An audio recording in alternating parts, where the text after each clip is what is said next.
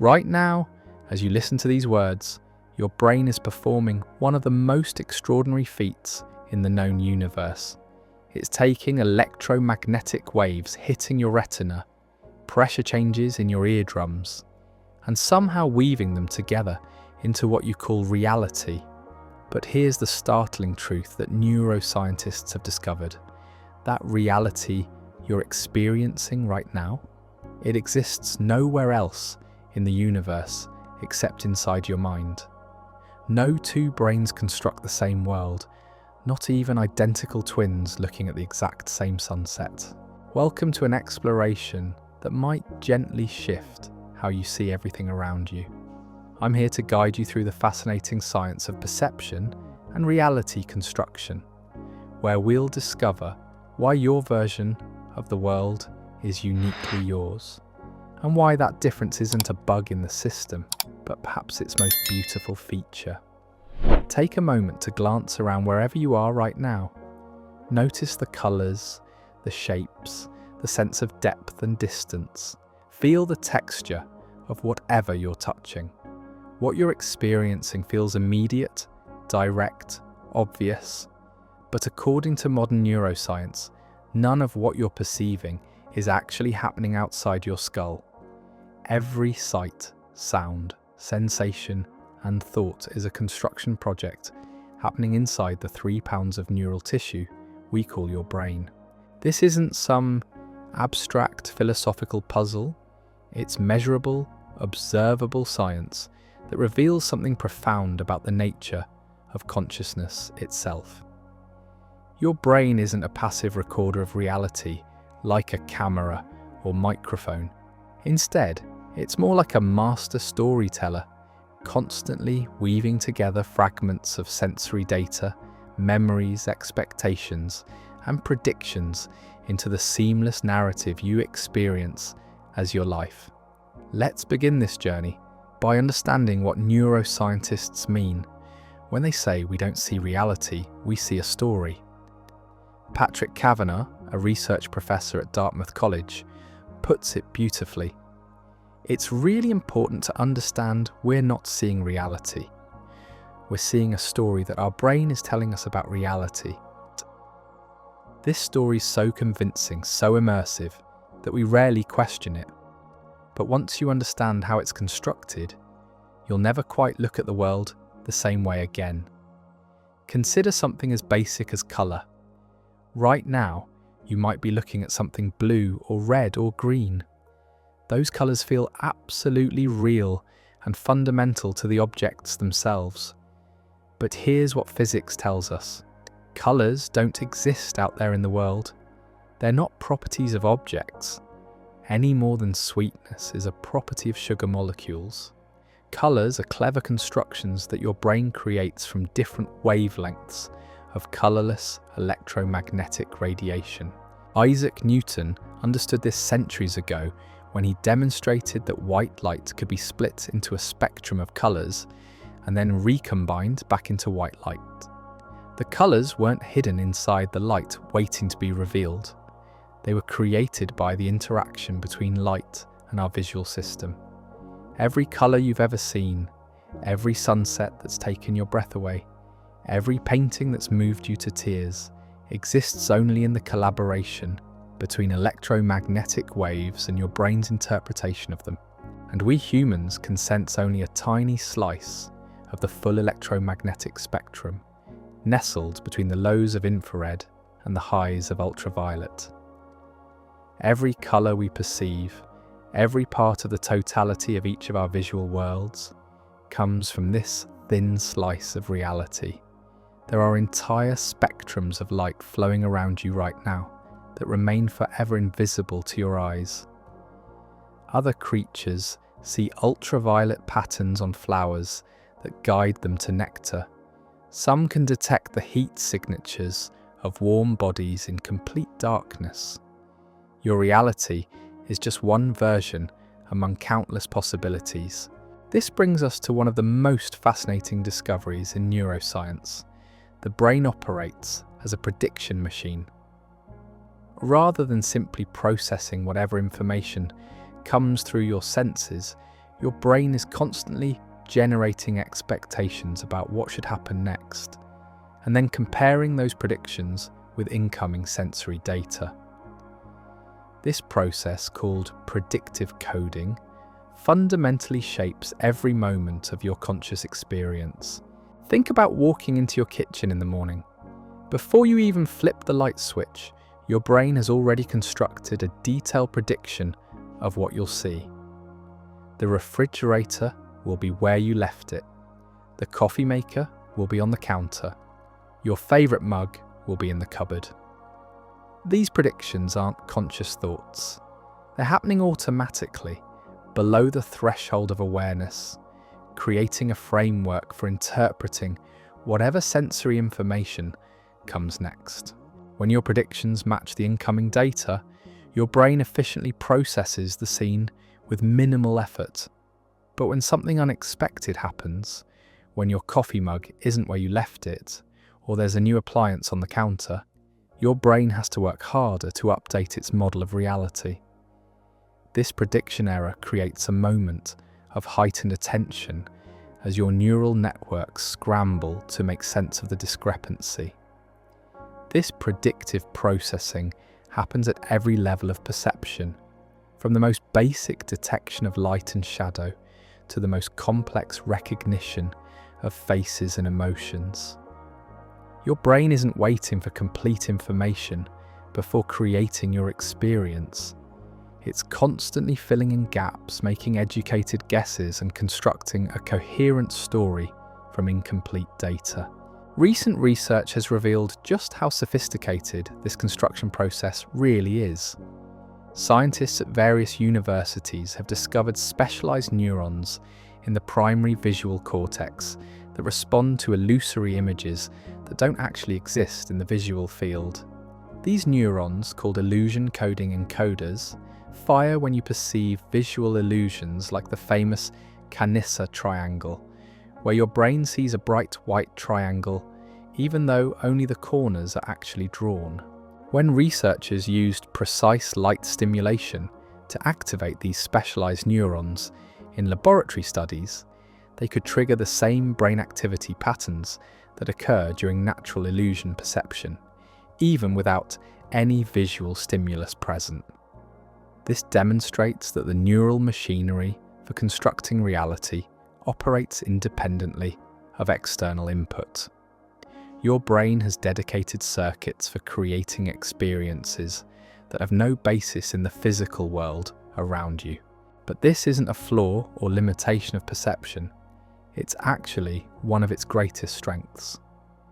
The brain's ability to construct coherent experiences from fragmentary information allows you to navigate a complex world with remarkable efficiency.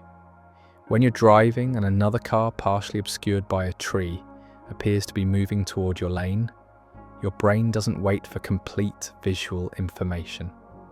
It immediately constructs a prediction about the car's trajectory and triggers appropriate responses. As you listen to this, take a moment to notice your own perceptual experience. Are you aware of the blind spots in your vision where your optic nerve connects to your retina? Probably not, because your brain seamlessly fills in those gaps. Can you feel your tongue resting in your mouth, or the weight of your clothes against your skin? These sensations exist in your awareness only when attention is directed toward them. Otherwise, your brain filters them out as irrelevant to your current goals and concerns. This selective attention reveals another crucial aspect of reality construction. Your brain has limited processing capacity, so it must constantly choose what to include in conscious awareness and what to filter out. You're not consciously experiencing everything your senses detect. You're experiencing a carefully curated highlight reel, edited in real time by neural networks that have learned what's typically important for survival and goal achievement. The implications of this are profound. If your brain is constantly constructing your reality rather than simply recording it, then different brains will inevitably construct different realities. Individual differences in neural architecture, past experiences, cultural background, and current emotional state all influence how this construction process unfolds. Consider the famous dress that broke the internet several years ago. Some people saw it as blue and black, others as white and gold. Both groups were absolutely certain of what they were seeing. The disagreement wasn't about interpretation or opinion. People were literally seeing different colours when looking at the same image. Pascal Wallisch, a neuroscientist at New York University, discovered that the difference correlated with people's chronotypes, their natural sleep-wake cycles. Night owls were more likely to see the dress as blue and black, while morning larks tended to see white and gold. The explanation reveals the predictive nature of colour perception. Your brain's visual system automatically corrects for the lighting conditions it assumes are present in a scene. If you assume the dress is photographed under artificial indoor lighting, your brain subtracts yellow tones and the dress appears blue and black. If you assume natural daylight, your brain compensates differently and the dress appears white and gold. Same photons hitting your retina, completely different conscious experiences.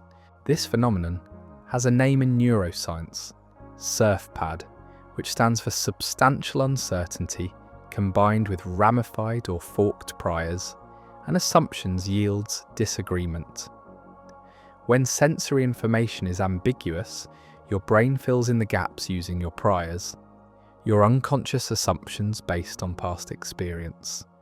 Since different people have different priors, they construct different perceptions of the same stimulus. The dress was just one example, but this principle operates constantly in daily life. Two people can witness the same conversation and walk away with completely different impressions of what's happened. They're not lying or being deliberately obtuse. Their brains literally constructed different versions of reality from the same sensory input, influenced by their expectations, emotional states, cultural backgrounds, and personal histories. This brings us to a deeper question about the nature of objective reality itself. If every conscious being constructs their own version of the world, is there such a thing as reality independent of perception? Physics suggests there is. The electromagnetic waves that create your experience of colour have measurable wavelengths whether anyone is looking or not. The molecular vibrations that create your experience of sound continue whether anyone is listening or not. The quantum fields that underlie all matter and energy follow mathematical laws that seem to operate independently of consciousness. But the reality you actually live in, the one that matters for your daily experience, is always and necessarily the constructed version created by your particular brain. You never have direct access to that underlying physical reality. You only know the story your neural networks tell you about it, and that story is shaped by the unique history and architecture of your individual mind. Recent advances in brain imaging are revealing the neural mechanisms behind this reality construction in unprecedented detail. When you look at a face, for example, specialized regions in your temporal cortex don't simply detect facial features. They actively predict what you're about to see based on context, emotional expectations, and memories of similar faces. This prediction happens before conscious recognition, shaping not just how quickly you recognize someone, but what expression you perceive on their face. Studies using functional magnetic resonance imaging have shown that when people view emotionally ambiguous facial expressions, their brain activity patterns can predict not only whether they'll interpret the expression as positive or negative, but how strong that emotional interpretation will be. The same neutral face can trigger entirely different neural responses in different viewers, leading to different conscious experiences of the same person's emotional state. This predictive processing extends far beyond basic perception into higher-level cognition and social understanding. Your brain is constantly generating predictions about other people's intentions, emotions, and likely behaviors. These predictions influence not just how you interpret their actions, but how you remember past interactions and what you expect from future encounters. The cultural dimension of reality construction adds another layer of complexity to this picture. Cross-cultural research reveals systematic differences in how people from different societies perceive and interpret the same stimuli. People from East Asian cultures tend to process visual scenes more holistically, paying attention to context and relationships between objects. People from Western cultures tend to focus more analytically on individual objects and their properties. These aren't just different thinking styles or preferences. They reflect different neural processing patterns that have been shaped by cultural experience over a lifetime. Brain imaging studies show measurable differences in neural activity between people from different cultural backgrounds when performing the same perceptual and cognitive tasks. Culture literally sculpts the brain's processing patterns, influencing which aspects of reality receive attention and how they're interpreted. The plasticity of the brain means that these cultural influences continue throughout life. Immigrants who move between cultures show gradual changes in their perceptual biases and cognitive patterns as they adapt to new environments. The brain that constructs your reality today is different from the brain you had 5 years ago, shaped by every experience you've had in the intervening time. This ongoing reconstruction of reality happens not just across years, but moment to moment. Your current emotional state, level of attention, physical comfort, and social context all influence how your brain constructs your present experience. The same room can feel welcoming or threatening depending on your mood. The same piece of music can sound beautiful or annoying depending on your associations and current mental state. As we delve deeper into these mechanisms of perception and reality construction, we begin to see that consciousness itself might be better understood not as a spotlight illuminating an external world, but as a continuous creative process, a never-ending collaboration between brain and environment that generates the rich, subjective experience of being you. In our next segment, we'll explore how recent discoveries in neuroscience are revealing the specific brain networks responsible for weaving together these fragments of sensation, memory, and prediction into the seamless experience of consciousness. We'll discover how the brain creates the illusion of a unified self from what is actually a collection of competing neural processes, and why understanding this construction process might hold the key to some of the deepest questions about human nature and the mind's relationship to reality itself. The journey into consciousness becomes even more fascinating when we realize that your brain doesn't just construct reality passively. It actively shapes what you experience through a sophisticated network of feedback loops that constantly update and refine your perception of the world. This isn't happening occasionally or only during moments of confusion. It's the fundamental operating principle of conscious awareness, running silently in the background of every moment you're awake. Recent research has revealed that the brain operates through what neuroscientists call hierarchical predictive processing. Imagine your brain as a vast corporation with multiple departments, each specializing in different aspects of reality construction. The visual department handles colors, shapes, and motion. The auditory department processes sounds and spatial acoustics. The social cognition department interprets facial expressions and predicts other people's intentions. But unlike a typical corporation, these departments don't work in isolation.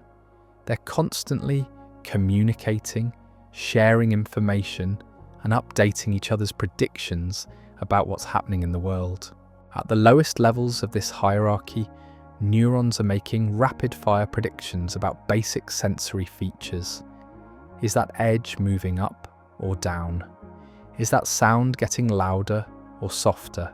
Is that surface rough or smooth? These micro-predictions happen hundreds of times per second, far below the threshold of conscious awareness. But as information moves up the hierarchy, the predictions become more complex and meaningful. That moving edge becomes a falling leaf. That changing sound becomes your neighbour's dog barking. That textured surface becomes the familiar feeling of your favourite sweater. What makes this system remarkable is its efficiency. Your brain consumes about 20% of your body's total energy, despite being only 2% of your body weight. That's an enormous metabolic cost, so evolution has favoured brains that can construct rich, detailed experiences while using as little energy as possible. The prediction system achieves this by focusing processing power only on surprising or unexpected information. When your predictions are accurate, when the falling leaf falls exactly as your visual system expected it to, your brain barely needs to update its model of reality. The experience flows smoothly, with minimal neural activity. But when something unexpected happens, when that leaf suddenly changes direction in a way that defies your prediction, error signals cascade up the hierarchy, triggering increased attention and processing power to update your understanding of what's occurring. This prediction error system explains many of the quirks and biases in human perception. Why do you sometimes hear your name being called in a crowded room, even when no one was actually calling you? Your brain's auditory prediction system is constantly scanning for meaningful patterns in background noise. Sometimes it detects patterns that aren't really there, generating false positives in service of not missing something potentially important. Take a moment now to listen to the ambient sounds around you. Notice how your attention can shift between different layers of sound, the hum of electronics, distant traffic, perhaps the rhythm of your own breathing. Your brain is constantly parsing this acoustic environment, making predictions about which sounds are relevant to your current goals and which can be safely ignored. The sounds themselves haven't changed, but your conscious experience of them shifts based on where your predictive attention focuses. The visual system operates through similar principles, but with even more sophisticated prediction mechanisms. When you look at a scene, your eyes don't capture it like a camera taking a photograph. Instead, they make rapid, jerky movements, called saccades, sampling different parts of the visual field in quick succession. Between these movements, your vision is essentially blind, but you never notice these gaps because your brain predicts what should be there and fills in the missing information seamlessly. This prediction-based construction of visual reality can lead to some startling discoveries about the nature of your everyday experience.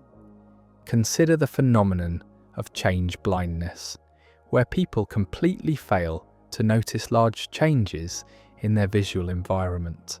In famous experiments, researchers have shown that people often don't notice when the person they're talking to is replaced by someone completely different during a brief interruption. The prediction system is so focused on maintaining conversational flow that it doesn't allocate attention to updating its model of who it's talking with. These aren't failures of perception. They're features of a system that has evolved to construct useful, actionable experiences rather than perfect recordings of external reality. Your brain prioritizes continuity and meaning over pixel-perfect accuracy, because continuity and meaning are what you need to navigate the world effectively. The social dimensions of reality construction reveal some of the most profound differences between individual minds. When you look at another person's face, your brain doesn't just detect visual features. It immediately begins generating predictions about that person's emotional state, intentions, and likely behaviors based on your past social experiences and cultural learning. These social predictions operate so quickly and automatically that they feel like direct perception. You don't consciously think, based on the configuration of facial muscles, I predict this person is experiencing mild frustration. Instead, you simply see frustration in their expression. But neuroscience reveals that this direct perception is actually the end result of complex predictive processing that can vary dramatically between individuals. Research using brain imaging has shown that people with different personality traits, cultural backgrounds, and life experiences show measurably different neural responses when viewing the same social situations. Someone who grew up in a culture that emphasizes emotional restraint might interpret a neutral expression as contentment, while someone from a more emotionally expressive culture might see the same expression as sadness or withdrawal. These differences aren't just about interpretation, they reflect different predictive models that have been shaped by years of social learning and experience. Your brain has learned what patterns of facial muscle activation typically predict what emotional states and behaviors in the social environments you've inhabited. When you encounter someone from a different cultural background, your predictive system may generate inaccurate predictions because it's applying learned patterns from one social context to a different one. The implications extend far beyond casual social interactions. In healthcare settings, doctors and patients from different cultural backgrounds may construct very different interpretations of the same symptoms and treatment discussions. In educational environments, teachers and students may have mismatched expectations about appropriate behavior and engagement. In workplace settings, colleagues may interpret the same communication patterns as respectful or dismissive, depending on their cultural programming. As you contemplate these ideas, you might begin to notice how your own social predictions operate in daily life. Think about the last time you felt certain you knew what someone else was thinking or feeling. That certainty emerged from your brain's predictive processing system, not from direct access to their mental states. Recognizing this can cultivate both humility about the accuracy of social judgments and curiosity about the different realities that other minds might be constructing from the same social situations. The emotional coloring of reality construction adds yet another layer of individual variation to conscious experience. Your current emotional state doesn't just influence how you feel about what you perceive, it literally changes what you perceive by biasing your brain's predictive processing towards certain interpretations over others.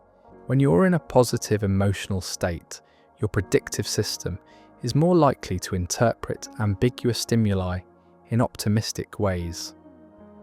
A neutral facial expression might be seen as friendly. An unclear text message might be interpreted as supportive. A cloudy day might be experienced as cozy rather than gloomy. These aren't conscious decisions to see the bright side. They're automatic biases in the prediction algorithms that construct your moment-to-moment experience.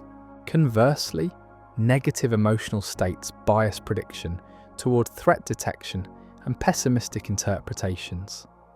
The same neutral face might now appear hostile. The same text message might seem dismissive. The same cloudy weather might feel oppressive. Your brain's reality construction system is literally creating different versions of the same objective circumstances based on your internal emotional context. This emotional biasing of perception serves important evolutionary functions. When you're in a threatened or stressed state, it's adaptive for your perceptual system to be hypersensitive to potential dangers, even if that means generating some false alarms. When you're in a secure, positive state, it's adaptive to be more open to social connection and exploration, even if that means occasionally missing subtle threats. But in modern life, these ancient emotional biasing systems can sometimes work against your well-being. Chronic stress or anxiety can lock your perceptual system into threat detection mode, causing you to construct versions of reality that feel consistently dangerous or unwelcoming even in objectively safe environments. Understanding this process can be the first step toward recognizing when your emotional state might be coloring your perception in ways that no longer serve you. The temporal dimension of reality construction reveals another fascinating aspect of how different minds create different worlds. Your brain doesn't just predict what's happening now, it's constantly generating predictions about what will happen next. And these temporal predictions profoundly shape your present experience. When you're engaged in a familiar routine, like making your morning coffee, your brain generates detailed predictions about the entire sequence of events. You reach for the coffee filter with confidence because your brain predicts it will be in the usual location. You turn on the water with the expectation that it will flow at the familiar pressure and temperature. These temporal predictions create a sense of smooth, effortless flow through routine activities. But when temporal predictions are violated, when the familiar sequence is disrupted, you experience a jarring sense of wrongness that can persist long after the disruption has been resolved. If the coffee filter is in a different location, if the water pressure is unexpectedly low, your brain needs time to update its temporal predictions and restore the sense of smooth flow. Individual differences in temporal prediction create different subjective experiences of time itself. Some people naturally generate predictions that extend further into the future, creating a subjective sense of having plenty of time and feeling relaxed about deadlines. Others generate predictions focused on immediate next steps, creating a more urgent, pressured experience of time passing quickly. These differences in temporal processing affect everything from decision-making patterns to stress responses to relationship dynamics. Someone who constructs time as abundant and flowing might be perceived as laid back or even irresponsible by someone who constructs time as scarce and pressured. Neither perception is objectively correct. They're different realities created by different temporal prediction systems. Memory plays a crucial role in this temporal construction of reality, but not in the way most people imagine. You might think of memories as stored recordings that you can replay to remember what happened. But neuroscience reveals that memory is actually another predictive construction process. When you remember something, your brain doesn't retrieve a stored file. Instead, it reconstructs the memory based on fragments of stored information, current context, and predictions about what probably happened. This means that every time you remember something, you're potentially changing that memory. The reconstruction process is influenced by your current emotional state, recent experiences, and social context. Over time, memories can drift substantially from their original form, not through deliberate distortion, but through the natural operation of the brain's predictive reconstruction system. Two people who experienced the same event will inevitably construct different memories of it, and those memories will continue to diverge each time they're recalled. This isn't a flaw in memory systems, it's actually an adaptive feature that allows memories to remain relevant and useful as your understanding and circumstances change over time. If you enjoy drifting through these explorations without interruption, members get every episode 48 hours early, completely ad-free. You can join them whenever you feel ready. The journey continues to unfold in ways that reveal how deeply interconnected perception, memory, and prediction really are in the construction of conscious experience. The neuroplasticity of reality construction means that your brain's prediction systems are constantly adapting and changing throughout your life.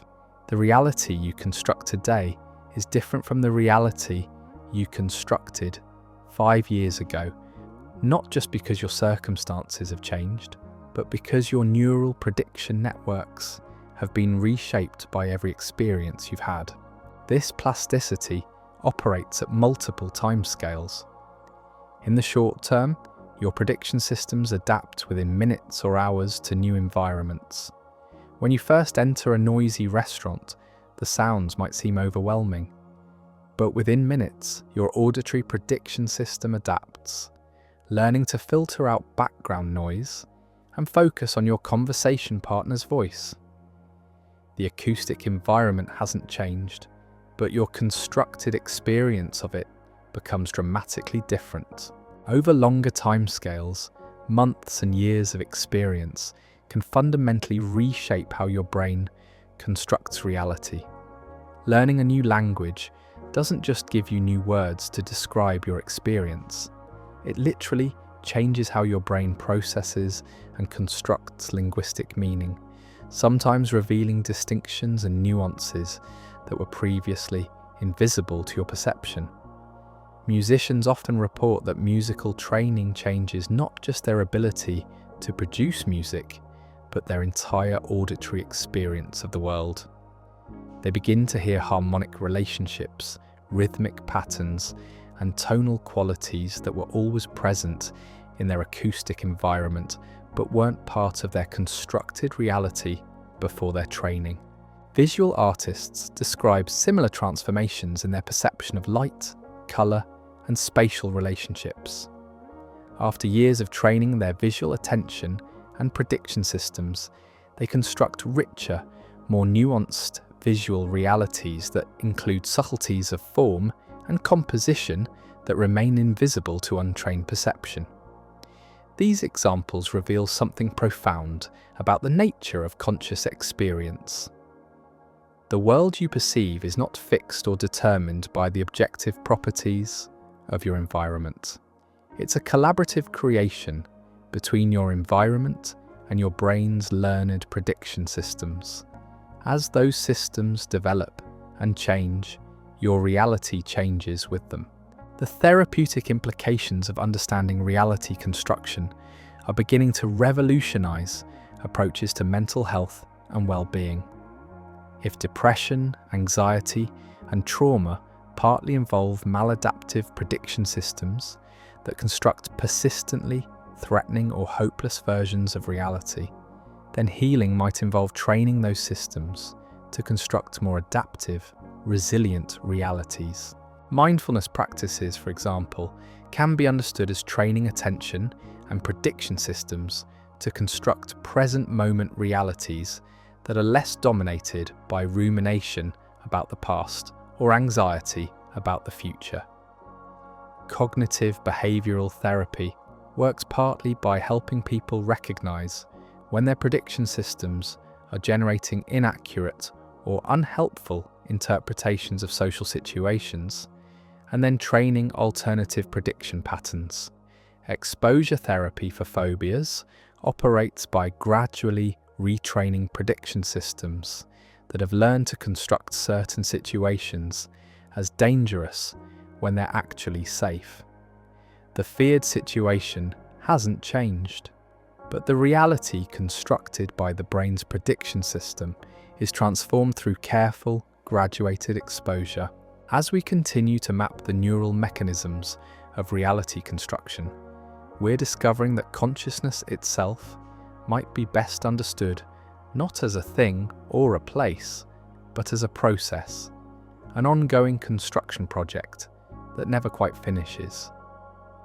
Your sense of being a unified self experiencing a coherent world emerges from the dynamic interplay of countless prediction systems, each contributing its specialized expertise to the collaborative construction of your moment-to-moment experience.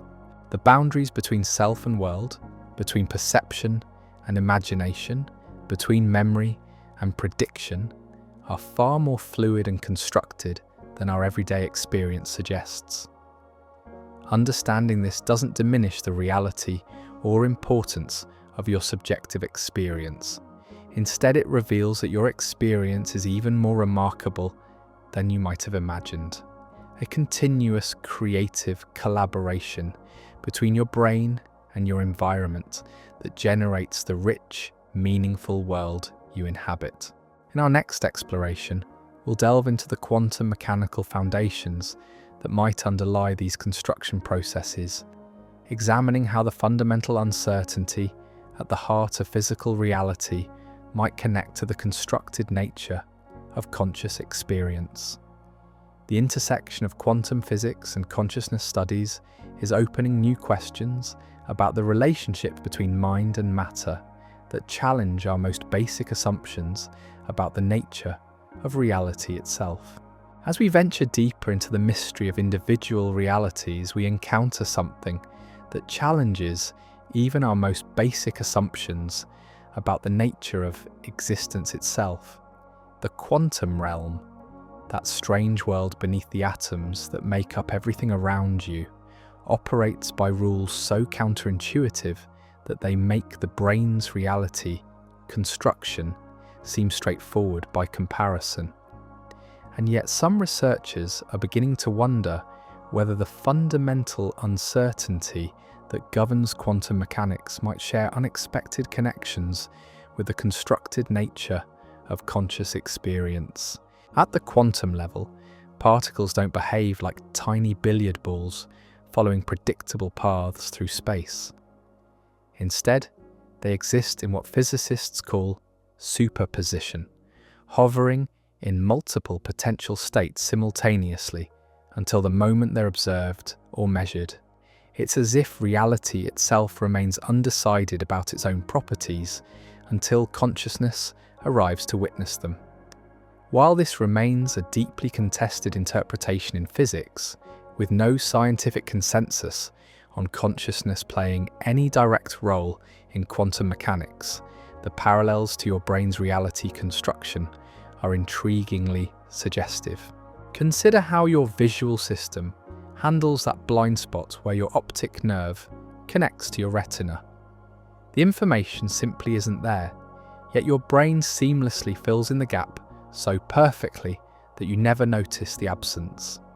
In quantum mechanics, particles seem to exist in a similar state of unresolved potential until measurement forces them to choose a specific configuration.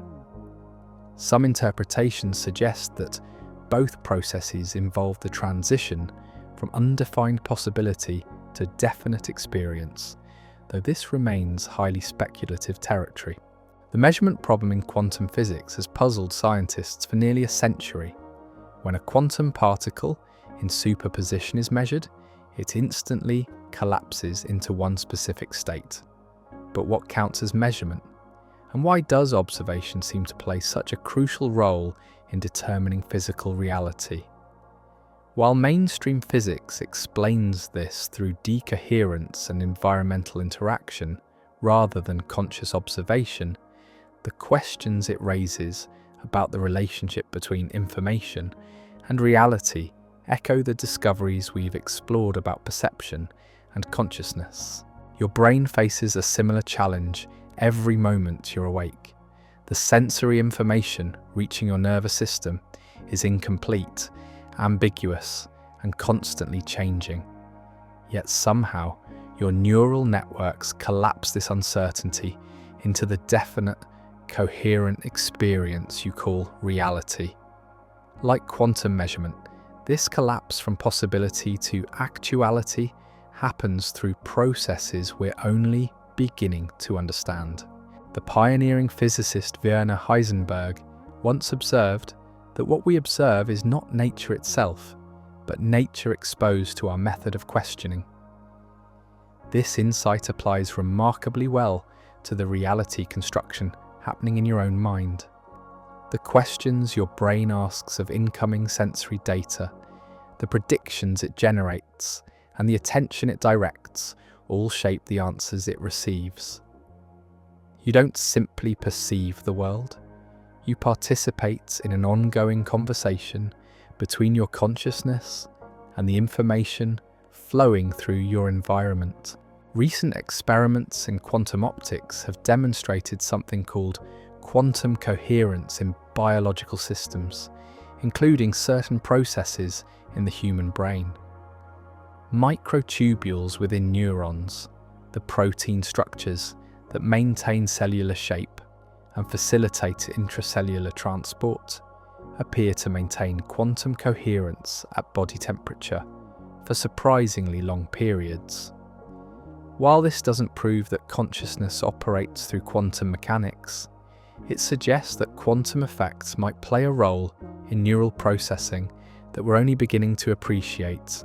The anesthesiologist and consciousness researcher Stuart Hameroff has proposed that consciousness might emerge from quantum computations within these neural microtubules, working in collaboration with the physicist Roger Penrose.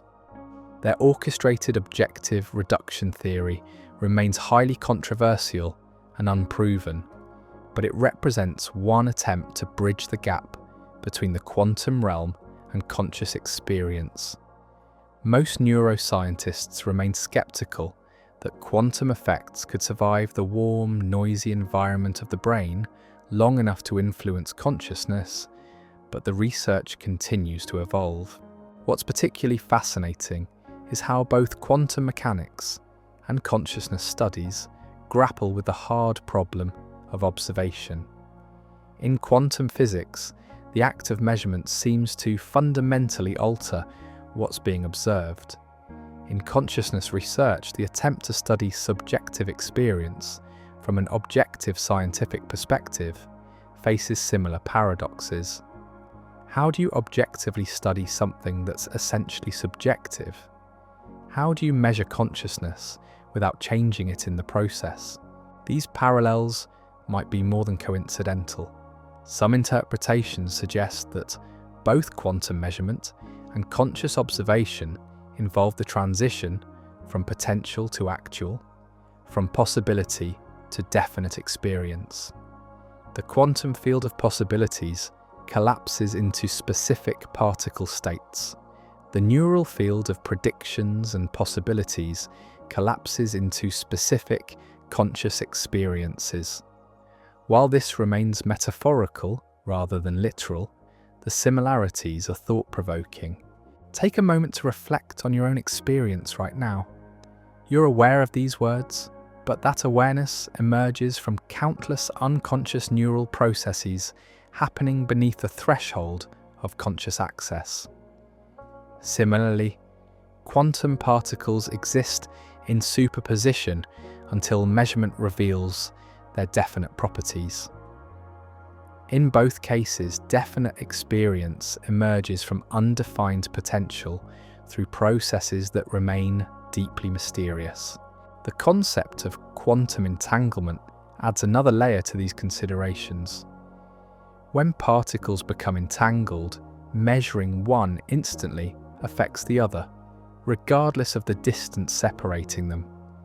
Einstein famously called this spooky action at a distance, and it continues to challenge our understanding of locality and causality. While there's no evidence that human consciousness creates or controls entanglement, some researchers wonder whether entangled quantum states within the brain might contribute to the unified nature of conscious experience. Your conscious experience feels unified despite arising from billions of separate neurons distributed across your brain. Somehow, the activity in your visual cortex coordinates with processing in your auditory centers, your emotional systems, and your memory networks to create a single, coherent experience of being you. The binding problem, as neuroscientists call it, remains one of the deepest mysteries in consciousness research. How does the brain integrate distributed processing into unified experience? Quantum entanglement offers a potential metaphor, though not necessarily a mechanism, for this integration. If certain quantum states within neural networks could become entangled, they might maintain instantaneous correlation across different brain regions. This could theoretically contribute to the binding of separate neural processes into unified conscious experience. However, this remains purely speculative, with no current evidence supporting quantum entanglement as a mechanism for consciousness integration. The observer effect in quantum mechanics raises profound questions about the role of consciousness in physical reality. Simply attempting to measure a quantum system changes its behavior in fundamental ways. The very act of observation seems to participate in determining what becomes real. While most physicists explain this through the physical interaction between measuring instruments and quantum systems rather than consciousness per se, the implications for understanding observation and reality remain profound. Your brain faces similar observer effects in its own reality construction. The act of paying attention to something changes how your neural networks process it. Focusing your awareness on your breathing changes the rhythm and depth of your breath. Directing attention to your emotional state influences the emotions you experience. Observing your own thoughts changes the flow and content of those thoughts. Consciousness seems to participate in creating the reality it observes, both in quantum mechanics and in subjective experience. The philosopher and physicist Amit Goswami has proposed that consciousness is fundamental to reality, with matter emerging from consciousness rather than the reverse. While this interpretation remains highly controversial and unproven, it represents one attempt to place consciousness at the center of physical theory rather than treating it as an emergent property of complex matter. Most scientists remain skeptical of such consciousness-first approaches, but they highlight the deep questions that arise when we seriously consider the relationship between mind and matter. The double-slit experiment in quantum physics reveals how the presence of measurement apparatus fundamentally alters the behavior of particles, causing them to behave like particles when observed and waves when unobserved. This doesn't necessarily mean that consciousness causes wave function collapse, but it does suggest that the act of obtaining information about a system changes the system itself. Information and physical reality appear to be more intimately connected than classical physics suggested. Your brain processes information about reality, but it also participates in creating the reality it processes. The predictions your neural networks generate influence what sensory information receives attention and how that information is interpreted. Your expectations shape your perceptions, which in turn influence your future expectations. Information and experience are locked in a continuous feedback loop that makes it impossible to separate the observer from the observed. As you contemplate these ideas, notice how your own consciousness seems to hover in a space between the defined and the undefined. Your thoughts arise from unconscious processes you don't control or fully understand. Your perceptions emerge from neural computations happening below the threshold of awareness. Yet somehow, from this foundation of uncertainty and unconscious processing, the definite experience of being you emerges moment by moment. The quantum Zeno effect demonstrates how frequent observation can freeze a quantum system in a particular state, preventing it from evolving naturally.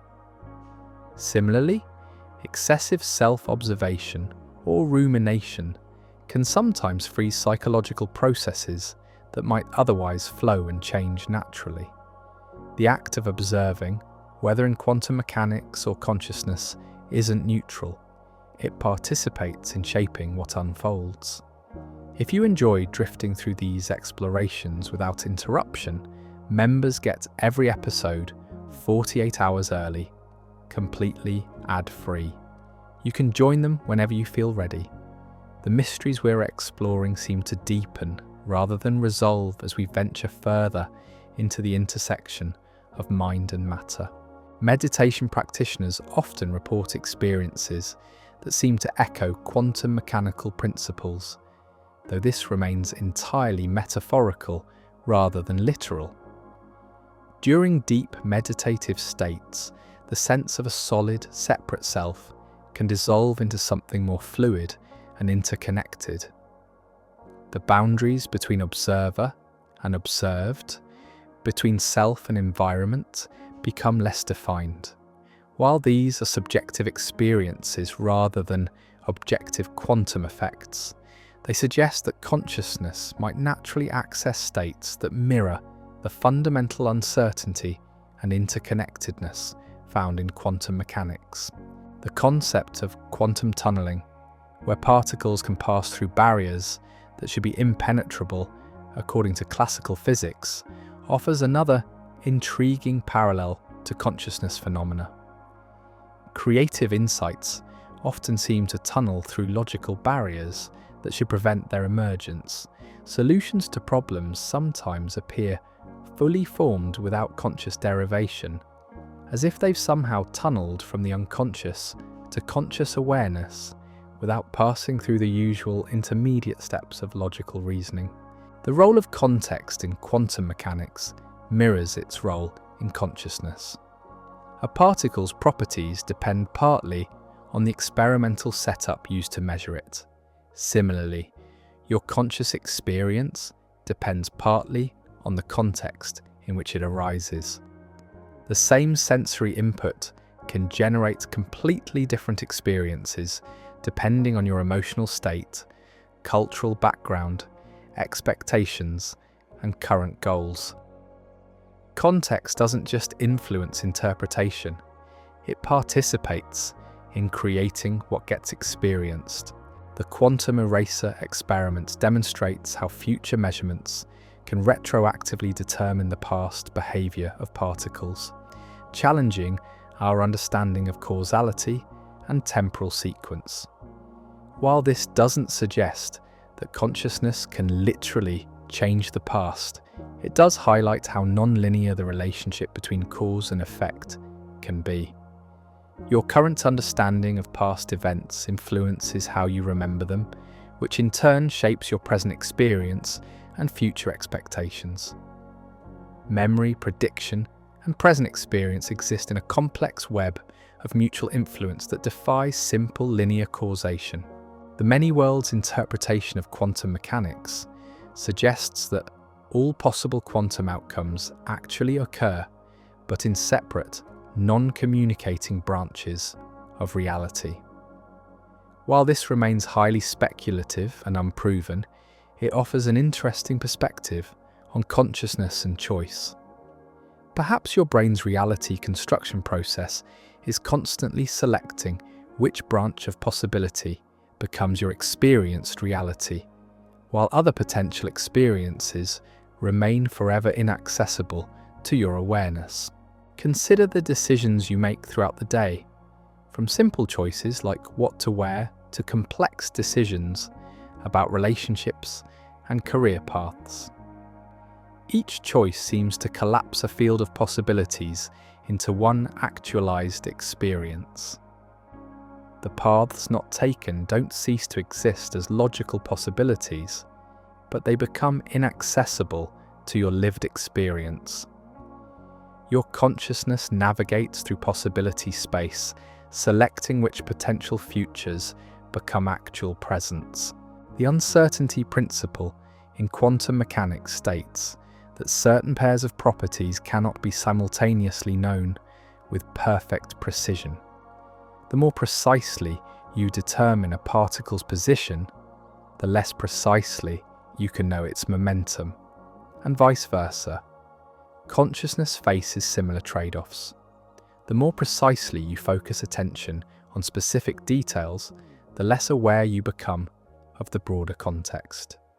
The more you analyze your emotional state, the more you might alter the natural flow of emotions. These limitations aren't flaws in consciousness or quantum mechanics. They're fundamental features that enable both systems to function effectively. Consciousness works partly because it can't simultaneously attend to everything with equal precision. This selective attention allows for coherent, goal-directed behavior in complex environments. Similarly, quantum uncertainty might be what allows for the richness and creativity we observe in physical systems. The phenomenon of quantum decoherence explains how quantum systems lose their coherent superposition when they interact with their environment, causing them to behave more like classical objects. Your consciousness undergoes something similar as you wake up each morning. The fluid, dreamlike awareness of sleep gradually decoheres into the more structured, goal-directed consciousness of waking life. The transition isn't instantaneous, but occurs through a gradual process of environmental interaction and increasing definition. Dreams offer a fascinating window into consciousness operating under different conditions. During REM sleep, your brain constructs elaborate realities that feel completely convincing while you're experiencing them. The normal constraints of logic, physics, and temporal sequence are relaxed, allowing for the kind of superposition-like states where you can simultaneously be yourself and someone else, or exist in multiple locations at once. Only upon waking does the dream reality collapse into the definite memory of having dreamed. The relationship between quantum mechanics and consciousness remains one of the most contentious areas in both physics and neuroscience. While some researchers explore potential connections, others argue that quantum effects are too fragile to survive in the warm, noisy environment of the brain. The debate continues because the hard problem of consciousness, how subjective experience arises from objective physical processes, remains unsolved. What seems clear is that both quantum mechanics and consciousness challenge our classical assumptions about the nature of reality. Both suggest that observation, information, and physical systems are more intimately connected than we once believed. Both reveal that the transition from possibility to actuality is far more mysterious and complex than our everyday experience suggests. The implications extend far beyond academic curiosity. If consciousness participates in constructing the reality it experiences, then understanding this process becomes crucial for mental health, education, creativity, and human flourishing. If quantum mechanics reveals that physical reality is fundamentally uncertain and observer-dependent, then our relationship to the material world becomes more fluid and participatory than classical physics suggested. As we approach the limits of current scientific understanding, we find ourselves in territory that's both humbling and inspiring.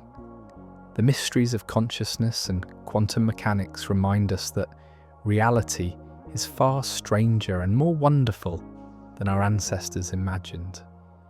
They suggest that the universe might be more like a continuous creative process than a mechanical system, with consciousness and physical reality participating together in the ongoing emergence of what becomes actual from what remains potential. The journey through quantum mechanics and consciousness reveals something profound about the nature of existence itself. Reality appears to be less about fixed, predetermined facts and more about ongoing processes of actualization, observation, and creative emergence. You're not simply a passive observer of an external world. You're a participant in a cosmic process that's continuously bringing new realities into being. This participatory view of reality doesn't diminish the importance of objective scientific investigation. Instead, it enriches our understanding by revealing the deep connections between observer and observed, between consciousness and cosmos. The quantum realm and conscious experience might both be aspects of a deeper reality that transcends the classical division between mind and matter, subject and object, consciousness and physical world. As we prepare to explore the practical implications of these insights, we carry with us a transformed understanding of what it means to be conscious in a quantum universe.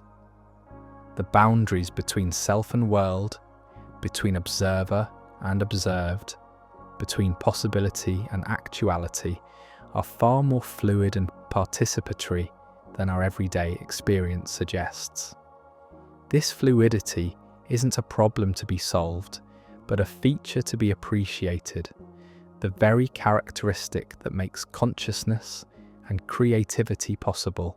In our next exploration, we'll discover how understanding the constructed nature of reality opens new possibilities for personal transformation, creative expression, and deeper connection with the mystery of existence itself.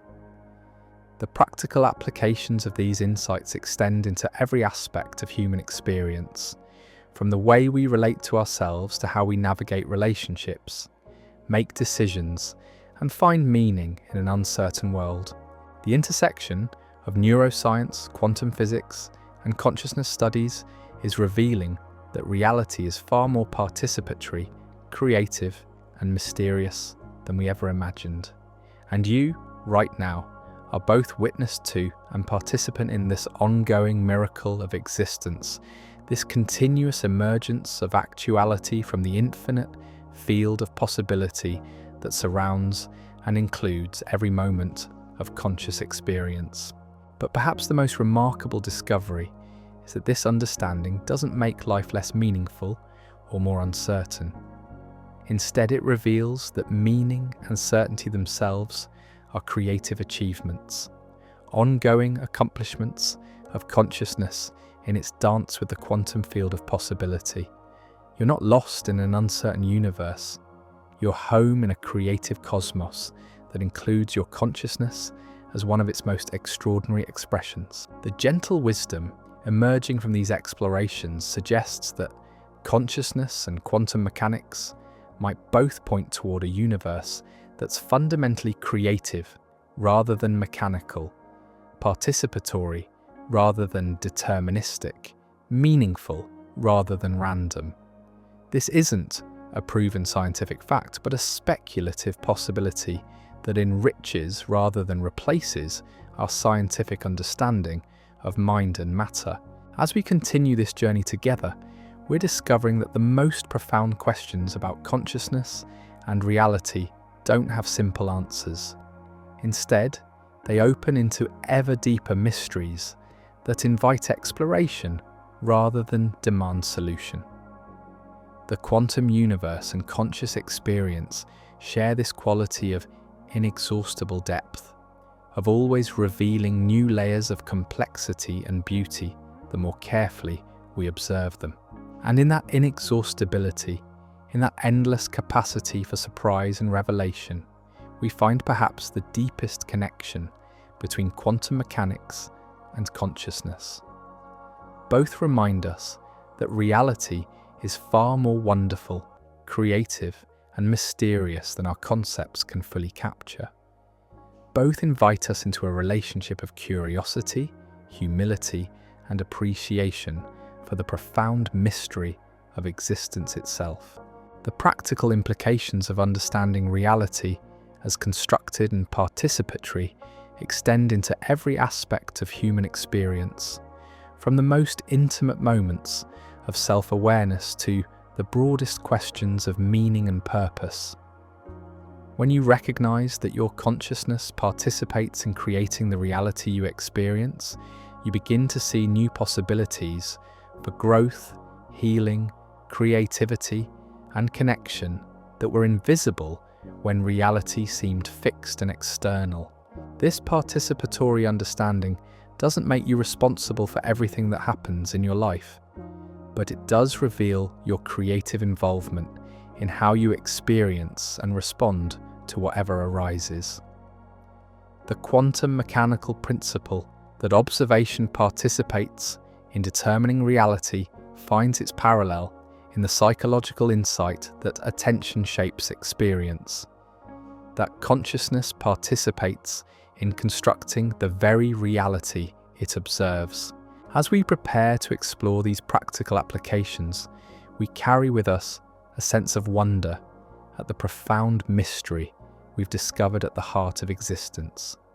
Consciousness and quantum mechanics both reveal that reality is far more fluid, creative, and participatory than our everyday experience suggests. And in that revelation, we find not uncertainty or meaninglessness, but an invitation to participate more fully in the ongoing creation of reality itself. The journey continues to unfold, revealing connections and insights that transform our understanding of what it means to be conscious beings in a quantum universe. And perhaps most remarkably, this exploration itself demonstrates the participatory nature of reality as consciousness investigates its own foundations and discovers its intimate connection to the deeper structures of the cosmos. If these quantum mysteries have sparked your curiosity about the hidden connections between mind and reality, you might find yourself drawn to exploring whether quantum entanglement could unlock a hidden power in your own consciousness. That journey awaits in our next exploration together.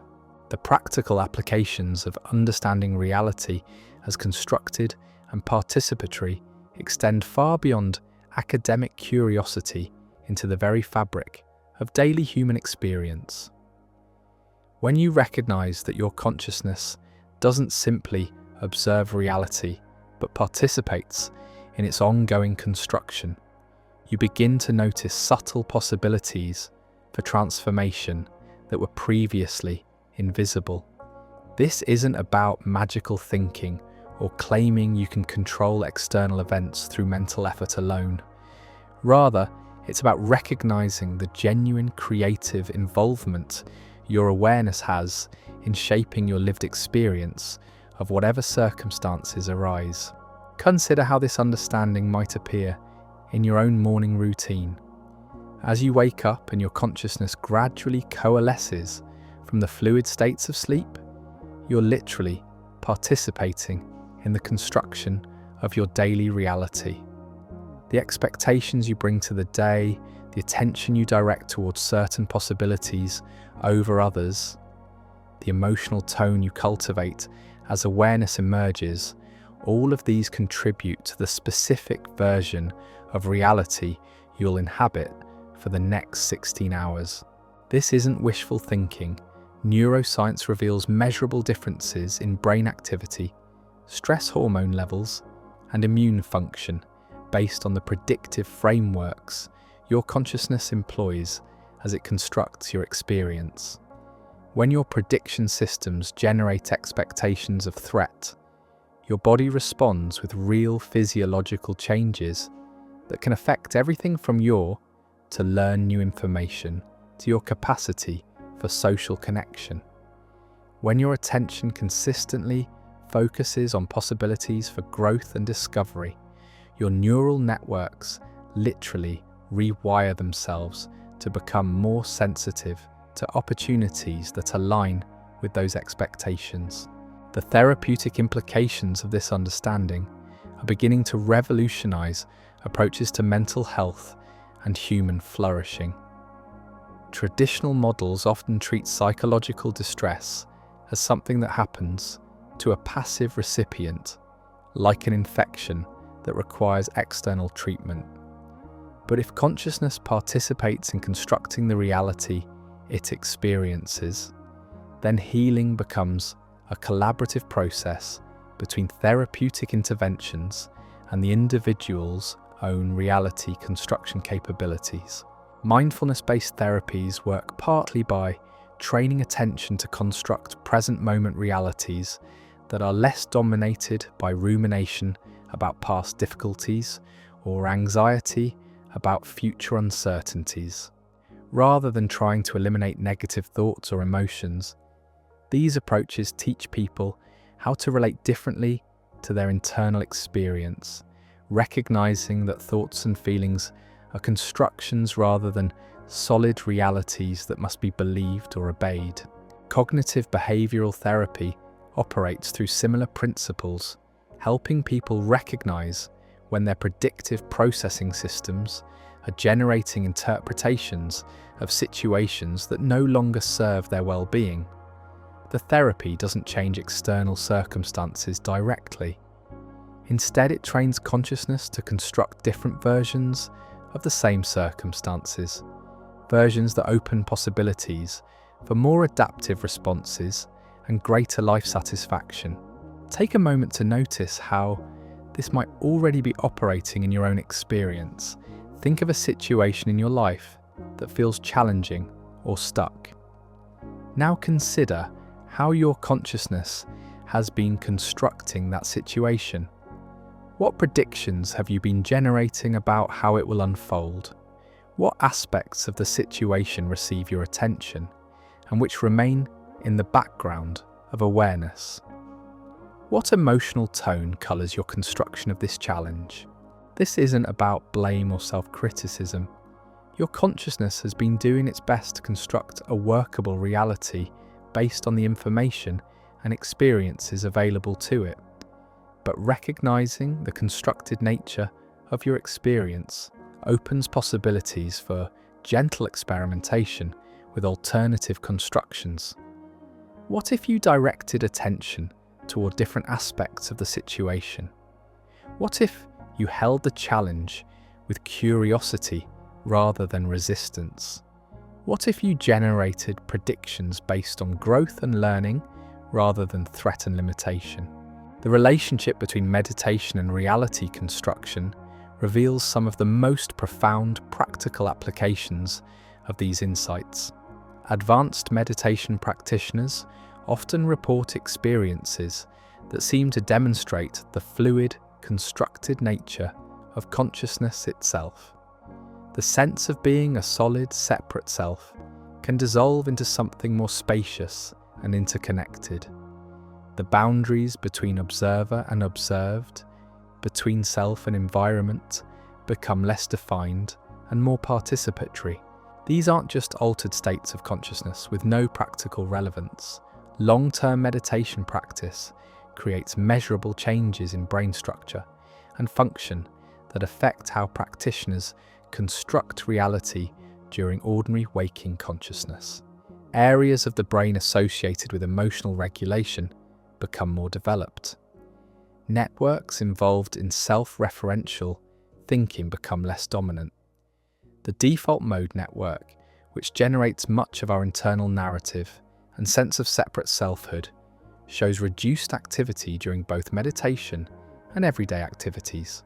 These changes translate into practical differences in how consciousness constructs daily experience. Meditation practitioners often report greater emotional resilience, not because they experience fewer challenging emotions, but because they construct those emotions differently. Rather than identifying completely with emotional states, they experience them as temporary constructions that arise and pass away within a more spacious awareness. The practice of loving kindness meditation demonstrates how consciously directed attention can reshape the social reality construction systems in your brain. By repeatedly generating intentions of goodwill toward yourself and others, practitioners gradually train their prediction networks to construct social situations with greater baseline assumptions of safety and connection. This isn't naive optimism. It's a systematic retraining of the unconscious biases that influence how consciousness interprets ambiguous social cues. Research has shown that even short periods of loving-kindness practice can measurably alter how people interpret facial expressions, with practitioners becoming more likely to perceive neutral faces as friendly rather than threatening. This demonstrates how conscious training can influence the automatic, unconscious processes that construct social reality moment by moment. Creative expression offers another powerful avenue for exploring and developing your reality construction capabilities. When you engage in any form of creative activity, whether it's writing, painting, music, dance, or problem solving, you're exercising your consciousness's ability to construct new possibilities from existing materials. The creative process reveals the fluid boundary between imagination and perception, between what exists and what could exist. Artists throughout history have described their creative process as a collaboration between conscious intention and something larger than their individual will. They speak of inspiration, of ideas that seem to arrive from beyond personal thinking, of entering flow states where the boundaries between creator and creation become blurred.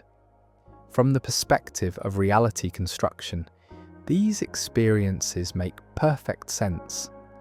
Creativity emerges at the intersection between your consciousness and the broader field of possibility that surrounds and includes all individual awareness. The practical applications extend into educational settings as well. When teachers understand that students' consciousness participates in constructing their learning reality, educational approaches can shift from simply delivering information to creating conditions that support optimal reality construction for learning.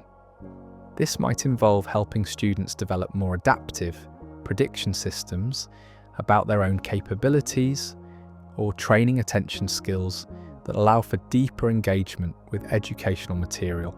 Students who believe intelligence is fixed construct very different learning realities than those who believe intelligence can grow through effort and practice. These different belief systems, these different predictive frameworks, create measurably different outcomes in academic performance and long-term educational achievement. The external curriculum might be identical, but the constructed learning reality varies dramatically based on the consciousness engaging with it. Relationship dynamics provide perhaps the most intimate arena for exploring how different minds construct different realities from the same interpersonal situations.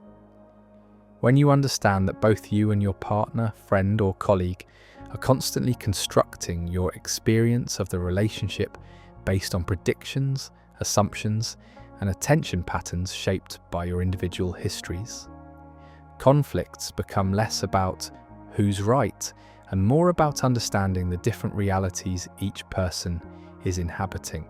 This doesn't mean that all interpretations are equally valid or that harmful behavior should be excused because it reflects someone's constructed reality. Rather, it means that genuine understanding and effective communication require recognizing that both parties are working with incomplete information and constructed interpretations rather than direct access to objective truth about the relationship.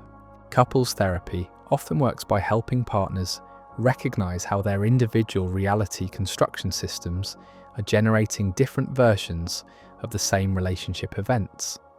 When both people can see that their experience, while completely real and valid to them, is a construction rather than the only possible interpretation of what happened, space opens for curiosity about each other's perspective and creativity about new ways of engaging.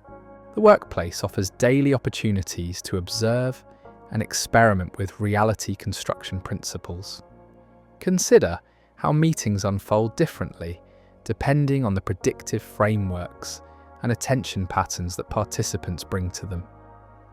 Some people construct meetings as opportunities for collaboration and creative problem solving.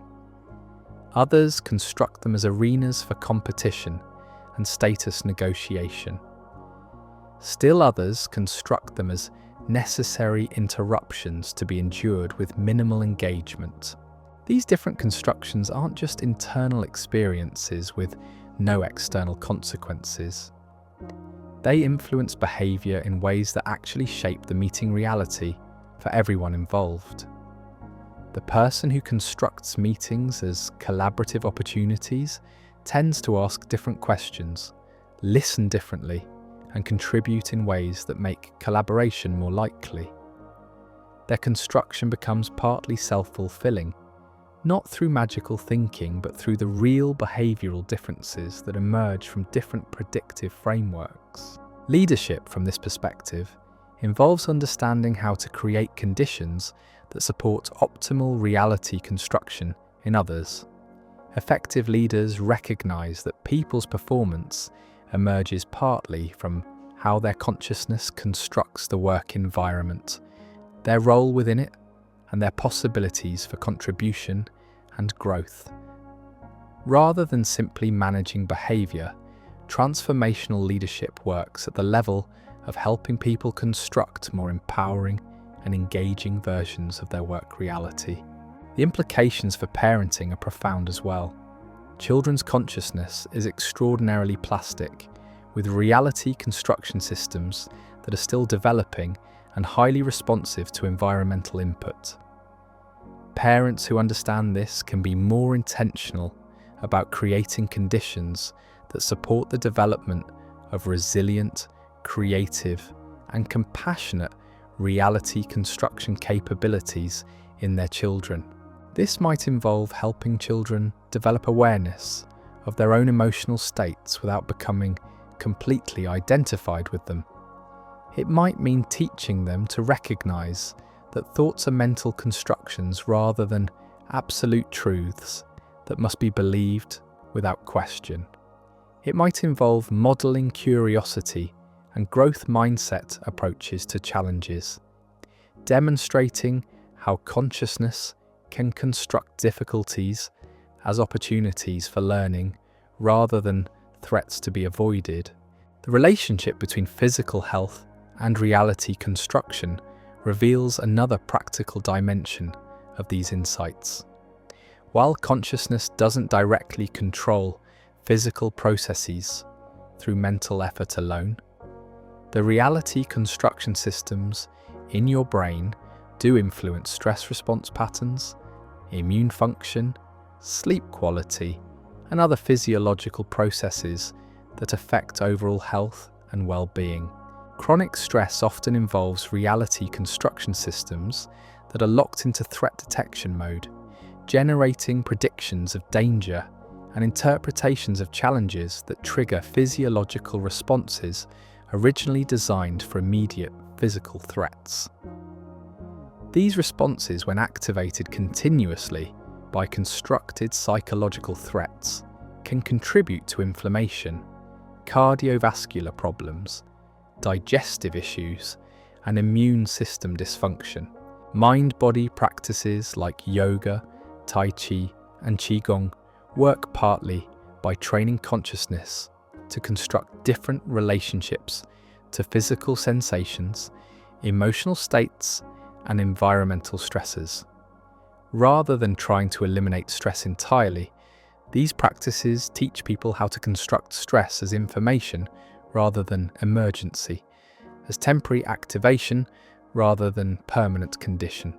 The placebo effect demonstrates the remarkable power of expectation and belief in influencing physical healing processes.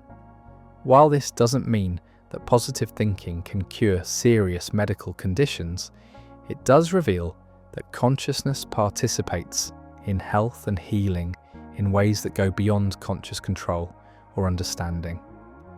The reality your consciousness constructs about medical treatments, healing possibilities, and your body's capacity for recovery can measurably influence treatment outcomes. If you enjoy drifting through these explorations without interruption, members get every episode 48 hours early, completely ad-free. You can join them whenever you feel ready. The journey into practical applications continues to reveal new dimensions of how consciousness participates in shaping lived experience. The financial and career dimensions of reality construction offer another arena for practical application. The way your consciousness constructs money, work, success, and security influences not just how you feel about these domains, but how you behave within them. People who construct money as scarce and dangerous tend to make different financial decisions than those who construct it as abundant and flowing. Neither construction is objectively correct, but they generate different behavioral patterns with different practical consequences. Career development often involves consciously updating the reality construction systems that govern your relationship to work, achievement, and professional possibility. Many people carry predictive frameworks about their capabilities and opportunities that were formed during childhood or early career experiences and may no longer serve their current circumstances and goals. Updating these constructions requires recognizing them as constructions rather than facts about reality. The entrepreneurial mindset represents a particular type of reality construction that emphasizes possibility, creativity, and resourcefulness over security and predictability. Successful entrepreneurs often describe their ability to see opportunities where others see obstacles, to construct challenging circumstances as puzzles to be solved rather than barriers to be avoided. This isn't just optimistic thinking, it's a systematic way of directing attention and generating predictions that make certain types of action and innovation more likely. Social change and activism also involve reality construction at both individual and collective levels. Social movements work partly by helping people construct new versions of what's possible in terms of social relationships, political structures, and cultural norms. When enough individuals begin constructing reality in ways that include previously unimaginable possibilities, those possibilities can begin to manifest in concrete social and political changes. The civil rights movement, the women's suffrage movement, and other transformational social changes began with individuals whose consciousness could construct realities that differed from the dominant social constructions of their time. These alternative constructions gradually spread through communication, education, and direct action until they became powerful enough to reshape social reality for entire populations. Environmental consciousness represents another area where individual reality construction can contribute to collective change. People who construct their relationship to the natural world in terms of interconnection and mutual care tend to make different consumption choices, support different policies, and engage in different behaviours than those who construct nature as separate resource to be exploited for human purposes. The transition to more sustainable ways of living often involves updating reality construction systems that were formed during periods of apparent abundance and environmental stability. This isn't just about acquiring new information about environmental challenges. It's about fundamentally reconstructing our understanding of human beings' place within natural systems and our responsibilities to future generations. Technology offers both opportunities and challenges for conscious reality construction. Digital environments can expand possibilities for creativity, connection, and learning in unprecedented ways. But they can also create addictive engagement patterns that hijack attention and generate reality constructions dominated by comparison, distraction, and artificial stimulation. Social media platforms, in particular, are designed to capture and direct attention in ways that can influence reality construction without conscious awareness. The algorithms that determine what content appears in your feeds are literally shaping the information environment from which your consciousness constructs its daily reality. Understanding this process can help you make more conscious choices about digital engagement and information consumption. Virtual and augmented reality technologies are beginning to demonstrate just how malleable consciousness and reality construction really are. When you can create convincing visual, auditory, and even haptic experiences of environments and situations that don't exist in physical reality, the boundary between constructed experience and objective reality becomes even more fluid and explicit. These technologies raise profound questions about the nature of authentic experience and the relationship between consciousness and physical embodiment. If virtual experiences can generate real emotional responses, real learning, and real memories, what does this tell us about the constructed nature of all conscious experience? As these technologies become more sophisticated and ubiquitous, understanding the principles of reality construction becomes increasingly important for maintaining agency and authenticity in digital environments. The aging process offers unique opportunities for exploring how reality construction evolves throughout the lifespan. Older adults often report shifts in what they pay attention to, what they value, and how they interpret life experiences. These aren't just philosophical changes, they represent real alterations in the reality construction systems that govern daily experience and decision-making. Research on successful aging reveals that people who construct aging as a process of continued growth and contribution tend to experience better physical health, cognitive function, and life satisfaction than those who construct aging primarily in terms of loss and decline. While aging involves real physical changes that can't be simply wished away through positive thinking, the way consciousness constructs the meaning and possibilities within those changes significantly influences quality of life. The approach of death, whether gradual or sudden, often triggers profound shifts in reality construction.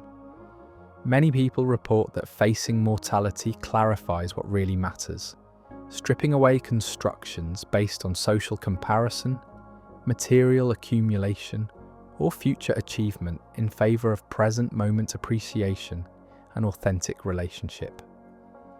These shifts aren't just philosophical, they represent fundamental changes in how consciousness constructs the value and meaning of immediate experience.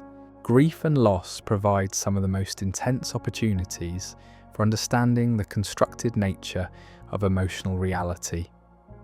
The pain of losing someone important isn't just sadness about their absence. It's the collapse of an entire constructed reality that included that person as a living presence.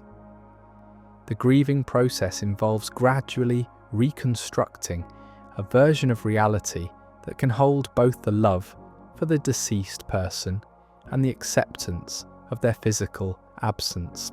This reconstruction isn't about getting over the loss or returning to a previous state. It's about creating a new reality construction that can include the continuing relationship with the deceased person in memory, meaning, and ongoing influence, while also engaging fully with present circumstances and relationships. The depth and duration of this reconstruction process varies enormously between individuals, reflecting the unique ways different minds construct attachment, meaning, and continuity. Forgiveness represents another profound application of understanding reality construction.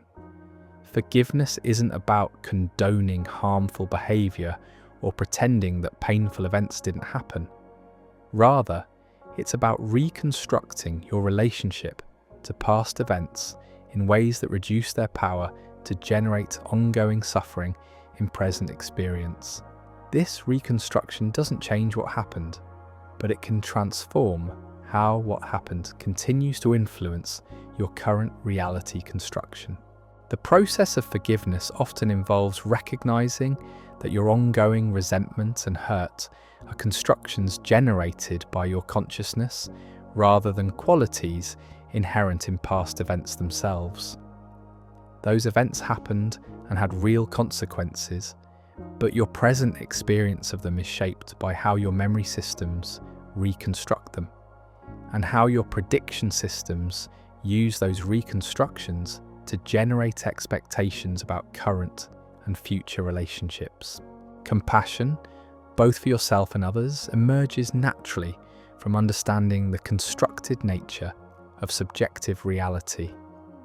When you recognize that everyone is doing their best to construct workable realities from their limited perspective and information, it becomes easier to respond to difficult behavior with curiosity rather than judgment. This doesn't mean accepting harmful actions without boundaries or consequences, but it does mean recognizing that harmful behavior often emerges from maladaptive reality construction rather than inherent evil or malicious intent. The development of wisdom throughout life can be understood as the gradual refinement of reality construction capabilities.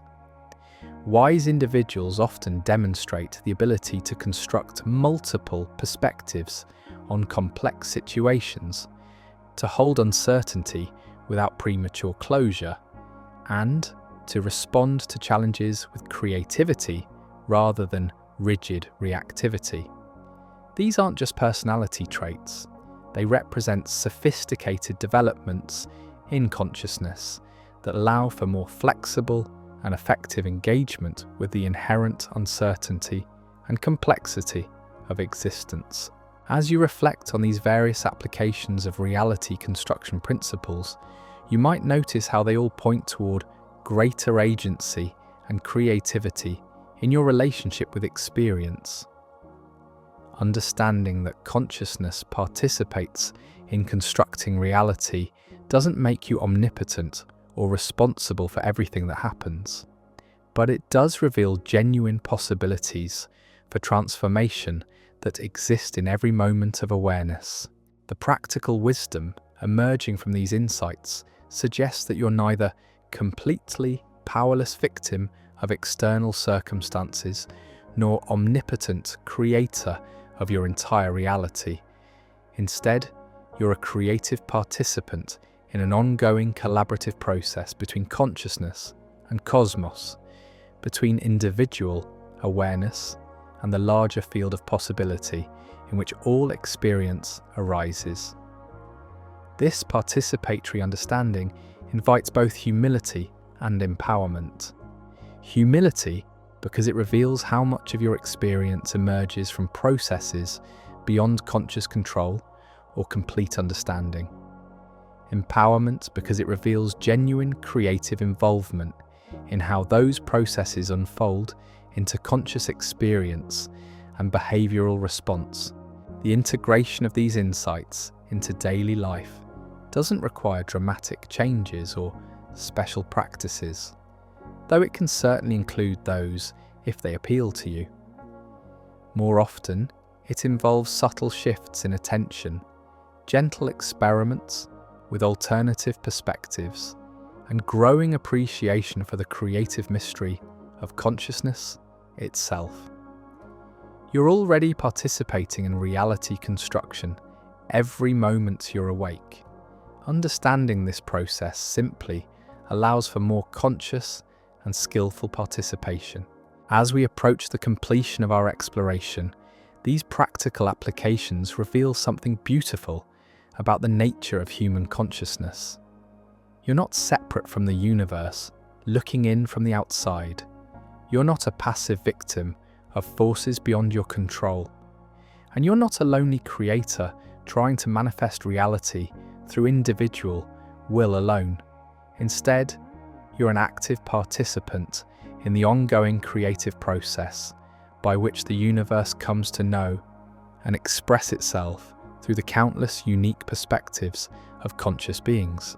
The quantum mechanical insight that observation participates in determining reality finds its parallel in the psychological discovery that consciousness participates in constructing experience.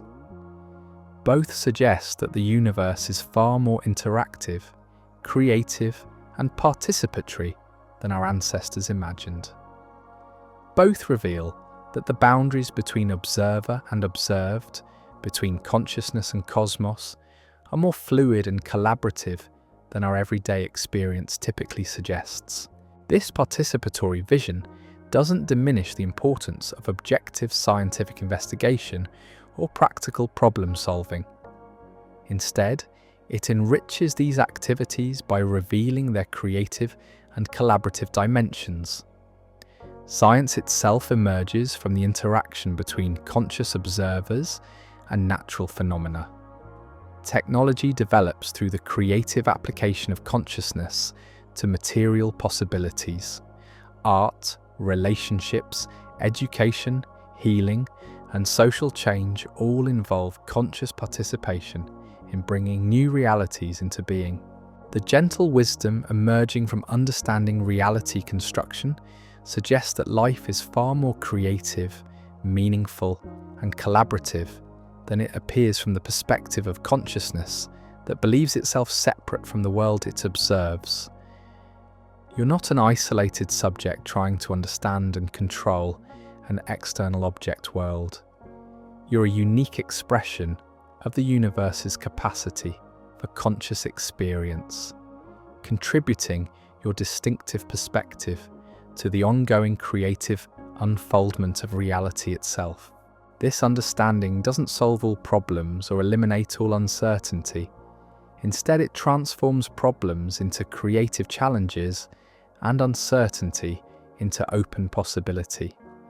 It reveals that consciousness itself is one of the universe's most remarkable achievements, a way for existence to know, appreciate, and creatively express itself through the infinite diversity of individual perspectives.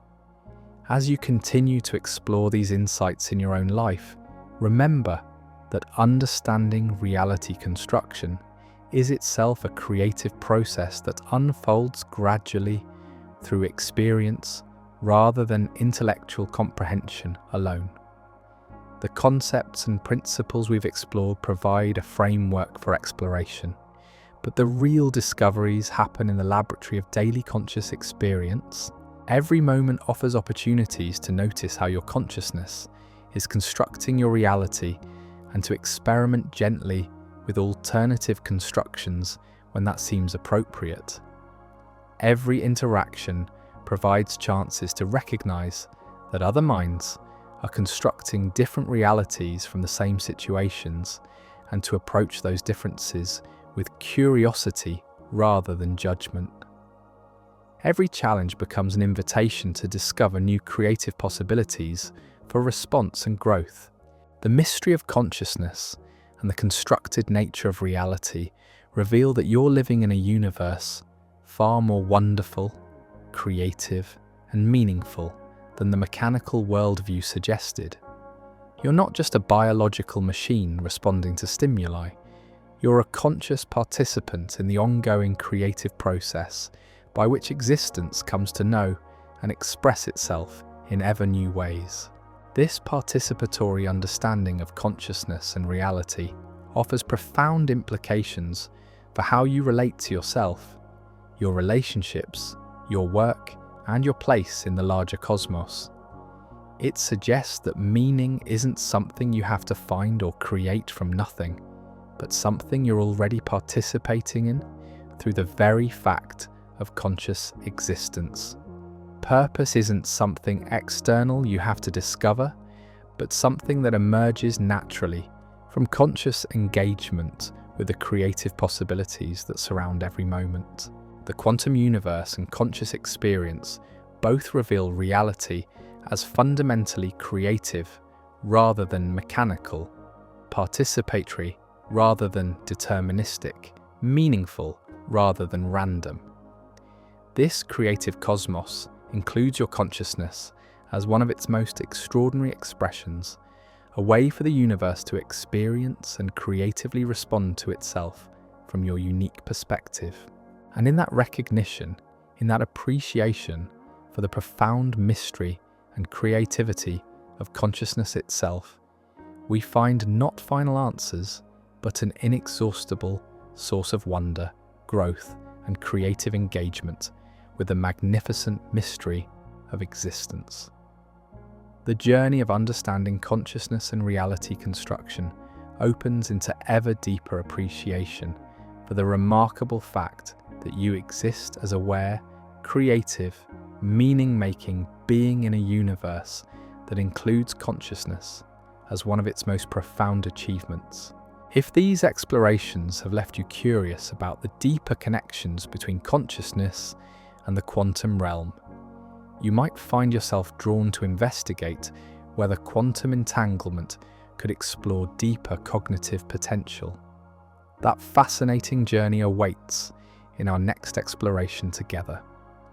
Perhaps the most profound question arising from understanding consciousness as creative participant rather than passive observer is this: what happens when you begin to consciously collaborate with the mystery of reality construction itself? When you recognize that awareness isn't separate from the world it experiences, but intimately woven into the fabric of existence, new possibilities emerge for what it might mean to live as a conscious being in an uncertain universe. The contemplative traditions of the world have long explored this participatory relationship between consciousness and reality, though they've used different language to describe what science is now beginning to reveal.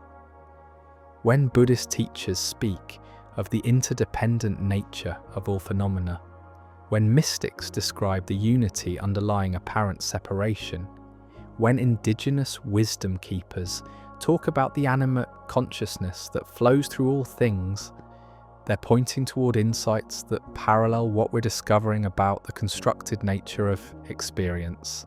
These traditions developed sophisticated practices for exploring the fluid boundary between observer and observed, between self and world. Meditation, in its deepest forms, isn't simply relaxation or stress reduction. It's a methodical investigation into the nature of consciousness itself, a way of examining how awareness constructs the reality it experiences moment by moment. When you sit quietly and observe the arising and passing of thoughts, emotions, and sensations, you're conducting a kind of first-person research into reality construction. You begin to notice that thoughts aren't solid things, but fleeting constructions that appear and dissolve in awareness. Emotions aren't permanent states, but dynamic patterns that change based on how attention relates to them. Even your sense of being a solid, separate self reveals itself to be more fluid and constructed than everyday experience suggests. Advanced practitioners often report experiences that seem to echo the quantum mechanical insight that observation participates in determining what becomes real. During deep meditation, the boundaries between observer and observed can become remarkably fluid. The sense of being a separate self looking at experiences from the outside can dissolve into a more participatory awareness that includes both observer and observed within a single field of knowing. These aren't hallucinations or altered states with no relevance to daily life. Brain imaging studies of long-term meditators show measurable changes in neural networks associated with self-referential thinking, attention regulation, and emotional processing. The default mode network, which generates much of our internal narrative and sense of separate selfhood, shows reduced activity both during meditation and in everyday consciousness. Areas involved in present moment awareness and cognitive flexibility show increased development.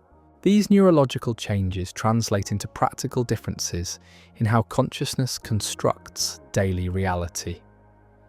Experienced meditators often report greater emotional resilience, not because they experience fewer difficult emotions, but because they construct their relationship to emotions differently. Rather than identifying completely with emotional states, they experience them as temporary constructions, arising and passing within a more spacious awareness.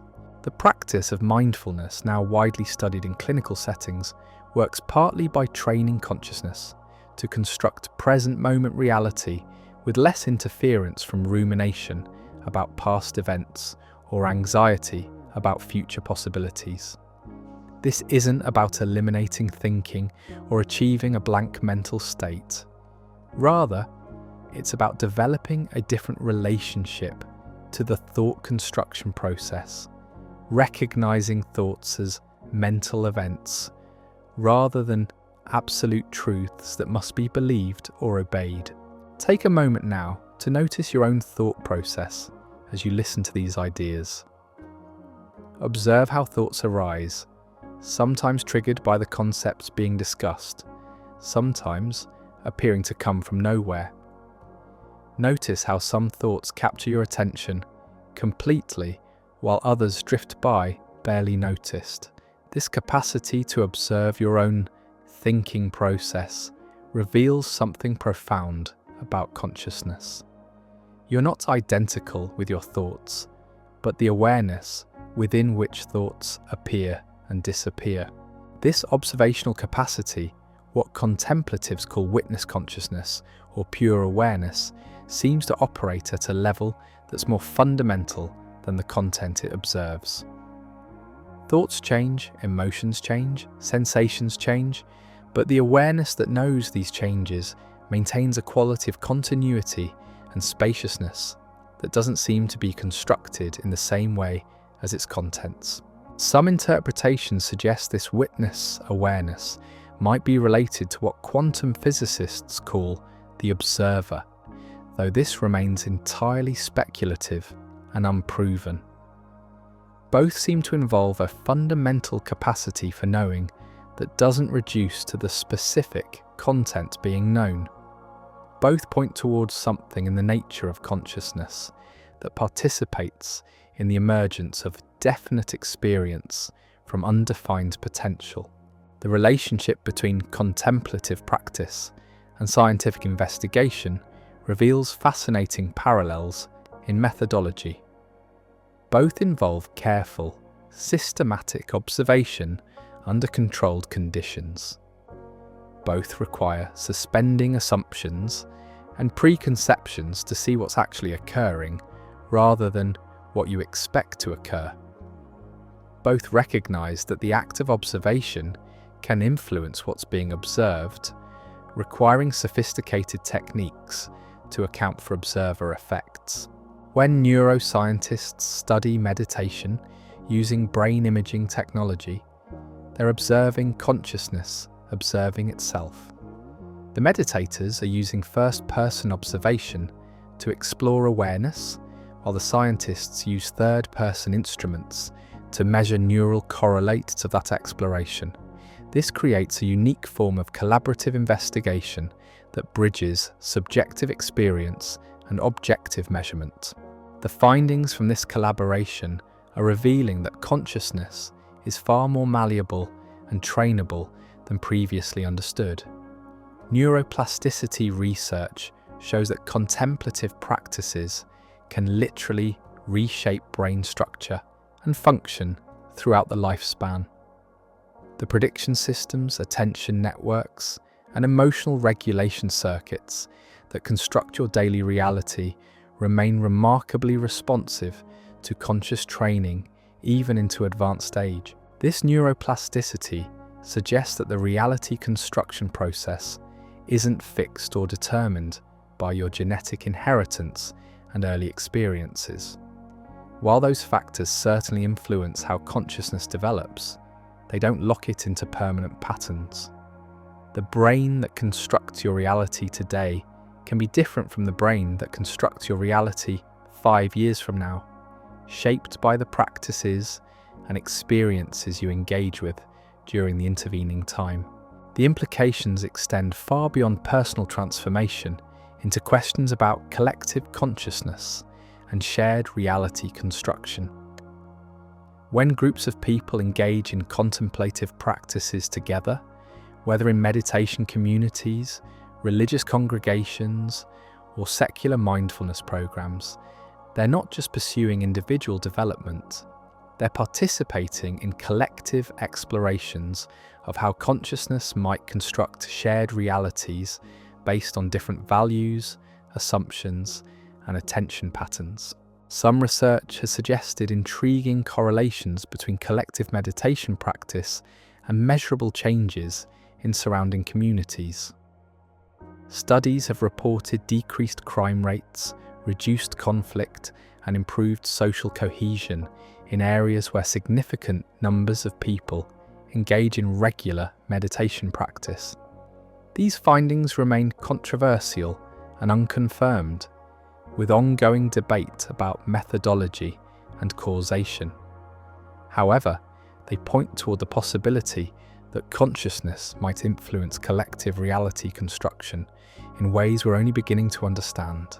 The quantum field theories that describe the fundamental nature of physical reality suggest that all particles and forces emerge from underlying quantum fields that fill all of space.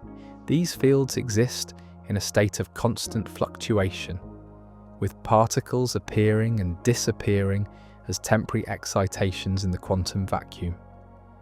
Some interpretations propose that consciousness itself might be related to these fundamental field phenomena, though this remains highly speculative and unproven. If consciousness does have some relationship to quantum field dynamics, it raises profound questions about the nature of individual and collective awareness. Rather than being confined to individual brains, consciousness might be more like a field phenomenon that expresses itself through individual nervous systems while maintaining some kind of fundamental continuity or connection across apparently separate minds. This field interpretation of consciousness remains entirely speculative, with no scientific consensus supporting it. However, it provides a framework for thinking about some of the more puzzling aspects of conscious experience, such as the sense of connection that people sometimes report during group meditation, or the intuitive insights that seem to arise from beyond individual thinking processes. The relationship between contemplative practice and creativity offers another window into how consciousness might participate in bringing new realities into being.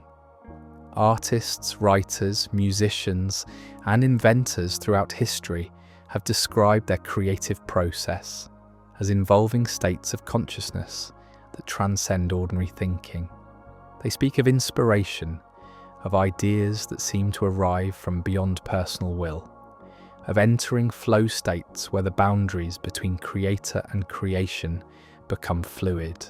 From the perspective of reality construction, these creative states make perfect sense. Creativity emerges at the intersection between consciousness and the broader field of possibility that surrounds individual awareness. When contemplative practice helps dissolve the rigid boundaries of self-referential thinking, it opens access to sources of inspiration and insight that aren't available to ordinary problem-solving consciousness. Research on the neuroscience of creativity reveals that creative insights often emerge when the brain's default mode network, responsible for self-referential thinking and cognitive control, reduces its activity. This creates space for more spontaneous connections between different brain regions, allowing novel combinations of ideas and perspectives to emerge. Contemplative practices that quiet self-referential thinking naturally create conditions that support this kind of creative emergence. The practical applications of combining contemplative awareness with creative expression are beginning to transform fields from education to business to healthcare.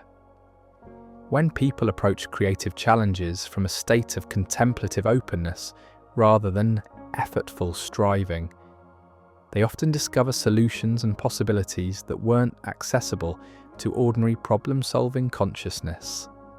This doesn't mean that contemplative practice eliminates the need for skill development, hard work, or technical competence.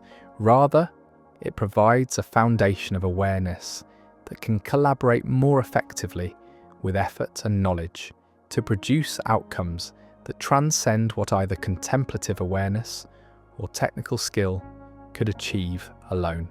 The intersection of contemplative practice and scientific inquiry is also revealing new possibilities for understanding the nature of time and temporal experience. In ordinary consciousness, you experience time as a linear flow from past through present to future. This temporal construction serves important functions for navigation, planning, and survival, but it's not the only way consciousness can relate to time. During deep meditation, the ordinary sense of linear time often dissolves into something more spacious and present-centered. Past and future don't disappear, but they're experienced as constructions arising in present awareness rather than separate temporal realms with independent existence. This shift in temporal construction can have profound effects on how consciousness relates to memory, planning, anxiety, and regret.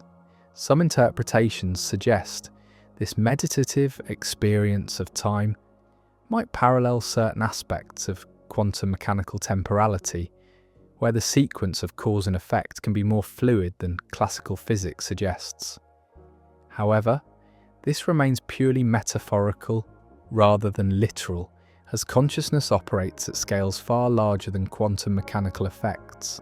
The contemplative exploration of time reveals that temporal experience, like all aspects of conscious experience, is more constructed and malleable than it typically appears.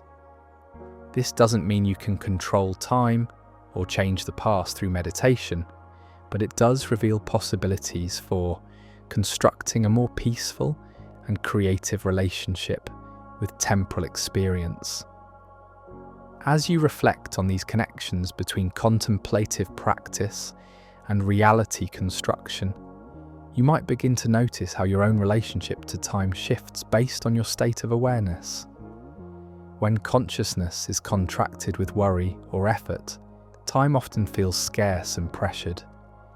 When awareness relaxes into present moment spaciousness, the same clock time can feel abundant and flowing. The practice of contemplative inquiry, asking fundamental questions about the nature of experience itself, offers another bridge between ancient wisdom traditions and contemporary scientific exploration. Rather than seeking quick answers or fixed beliefs, contemplative inquiry involves sustained investigation into the deepest assumptions about reality, consciousness, and identity. Questions like, who or what is aware of thoughts and emotions, or what remains constant through all the changes in experience, aren't meant to be answered intellectually, but explored experientially through careful observation and reflection.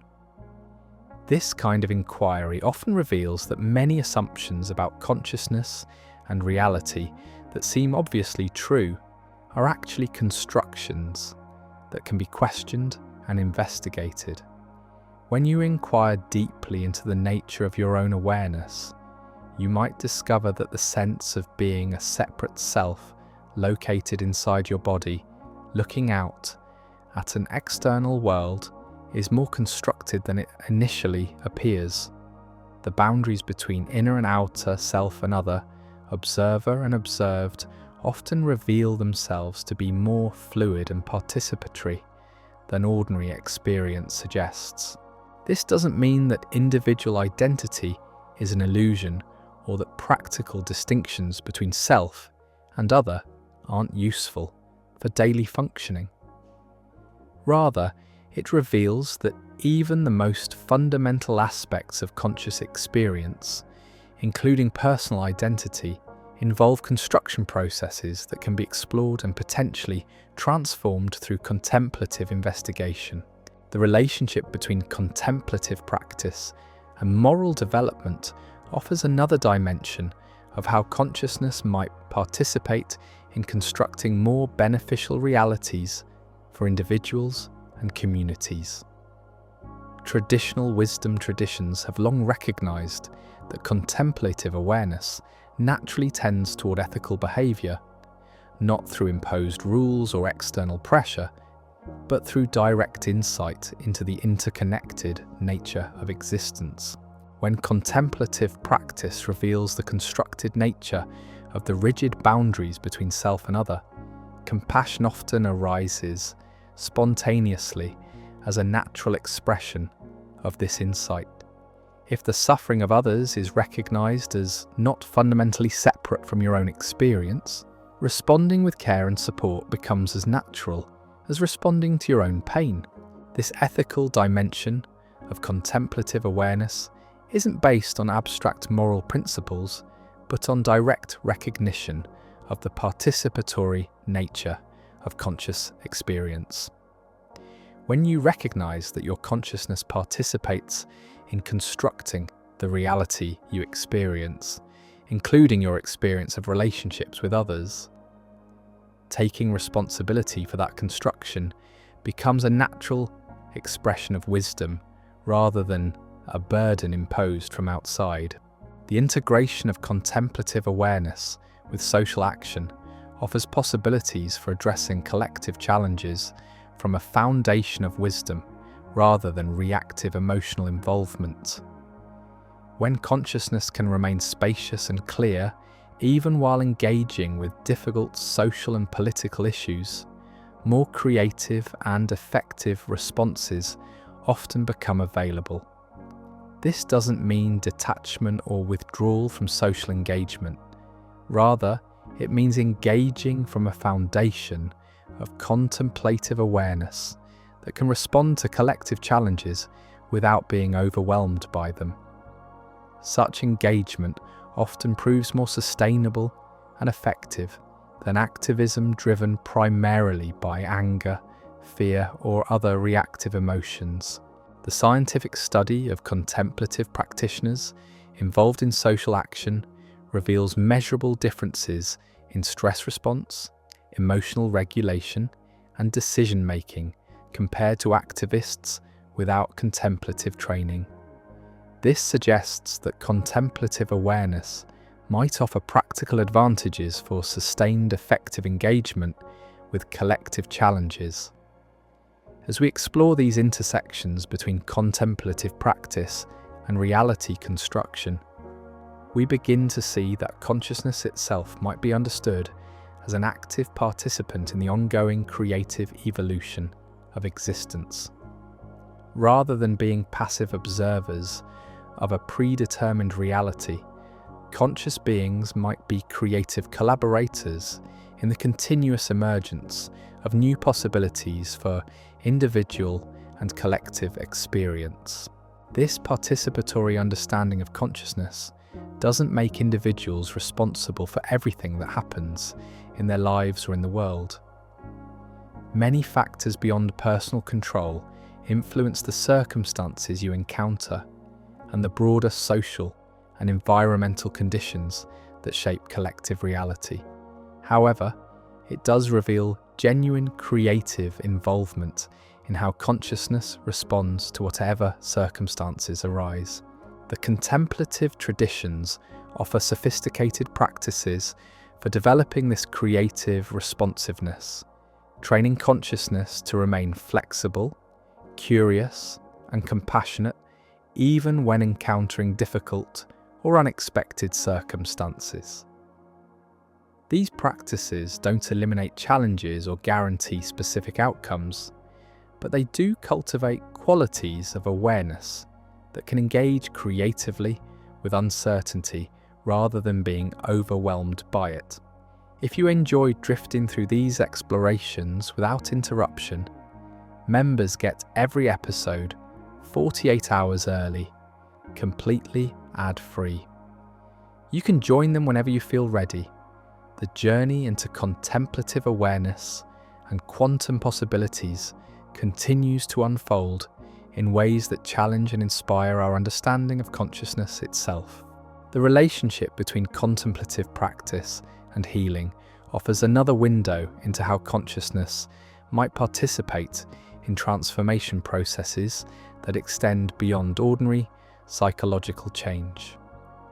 While contemplative awareness doesn't directly cure physical illnesses or replace medical treatment, it can profoundly influence how consciousness constructs its relationship to illness, pain, aging, and mortality.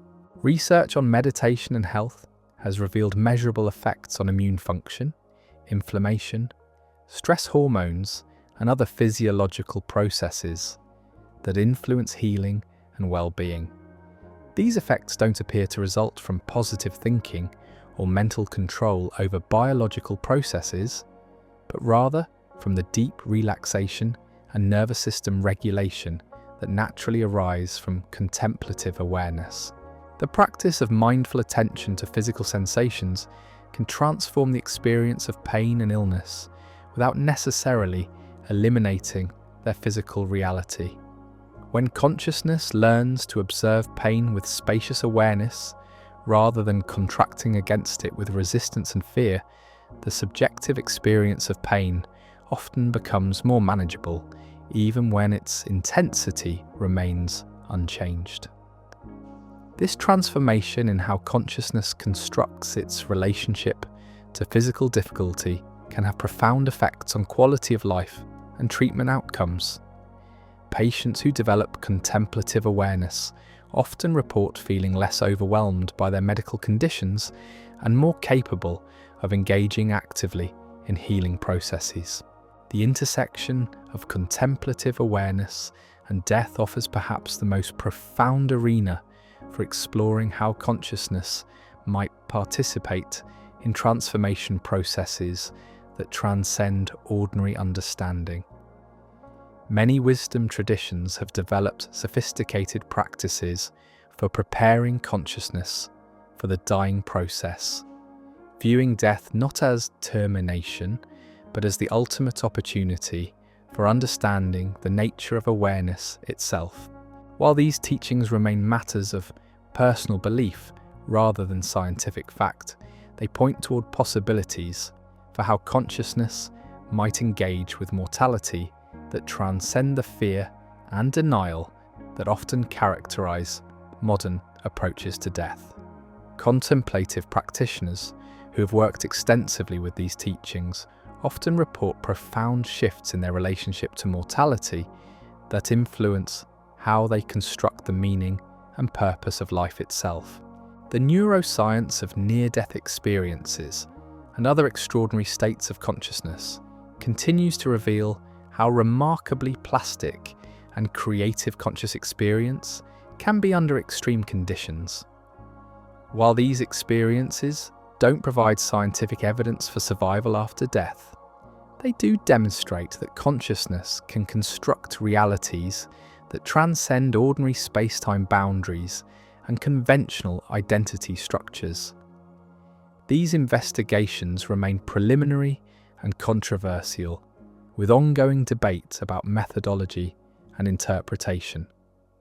However, they suggest that consciousness might have capacities and dimensions that we're only beginning to understand through conventional scientific approaches. The relationship between contemplative practice and the development of wisdom throughout the lifespan reveals how consciousness can continue to grow and transform even into advanced age.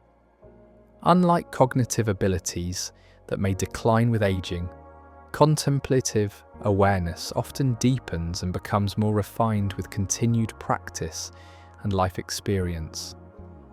Elderly contemplative practitioners often report qualities of equanimity, compassion, and insight that represent sophisticated developments in consciousness rather than simple accumulated knowledge. These qualities seem to emerge from a lifetime of practicing awareness itself rather than just learning about awareness through intellectual study. This suggests that consciousness development might be an open-ended process with no final endpoint or completed achievement.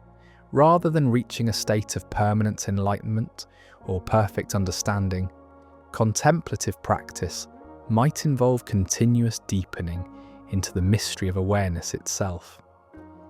The implications for how consciousness constructs meaning and purpose throughout life are profound. Rather than viewing aging as decline or death as failure, contemplative awareness can construct these life transitions as opportunities for continued growth and discovery. This doesn't deny the real challenges and losses that accompany aging and mortality, but it reveals possibilities for engaging with these challenges from a foundation of wisdom rather than fear.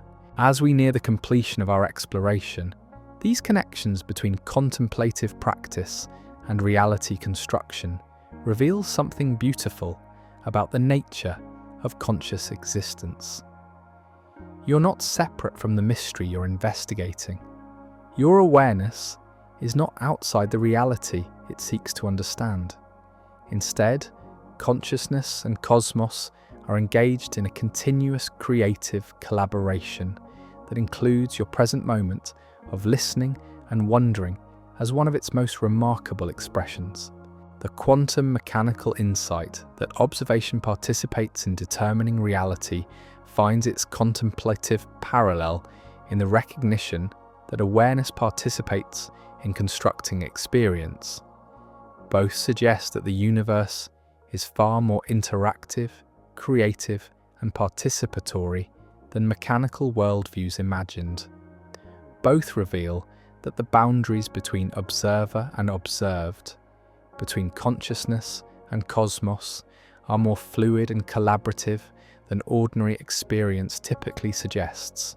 This participatory vision doesn't diminish the importance of rigorous scientific investigation or practical problem solving. Instead, it enriches these activities by revealing their contemplative and creative dimensions. Science itself emerges from the interaction between conscious observers and natural phenomena. Technology develops through the creative application of awareness to material possibilities. Art, relationships, healing, and social transformation all involve conscious participation in bringing new realities into being.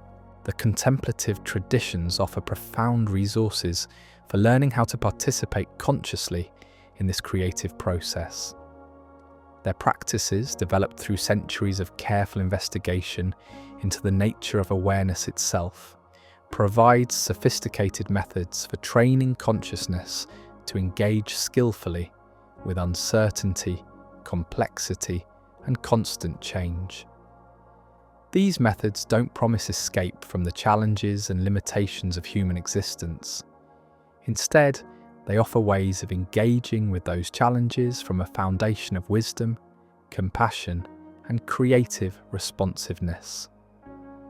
They reveal that consciousness itself, properly understood and developed, is one of the universe's most remarkable capacities for creative engagement with the ongoing mystery of existence.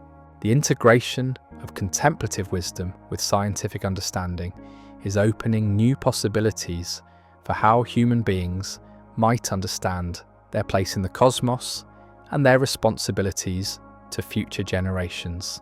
Neither pure contemplative practice nor pure scientific investigation seems adequate alone for addressing the complex challenges facing humanity and the planet. However, their creative integration might offer resources for wisdom and skillful action that transcend what either approach could achieve independently. This integration doesn't require abandoning scientific rigor or contemplative depth. Rather, It involves recognizing that both are expressions of consciousness's capacity for careful investigation into the nature of reality.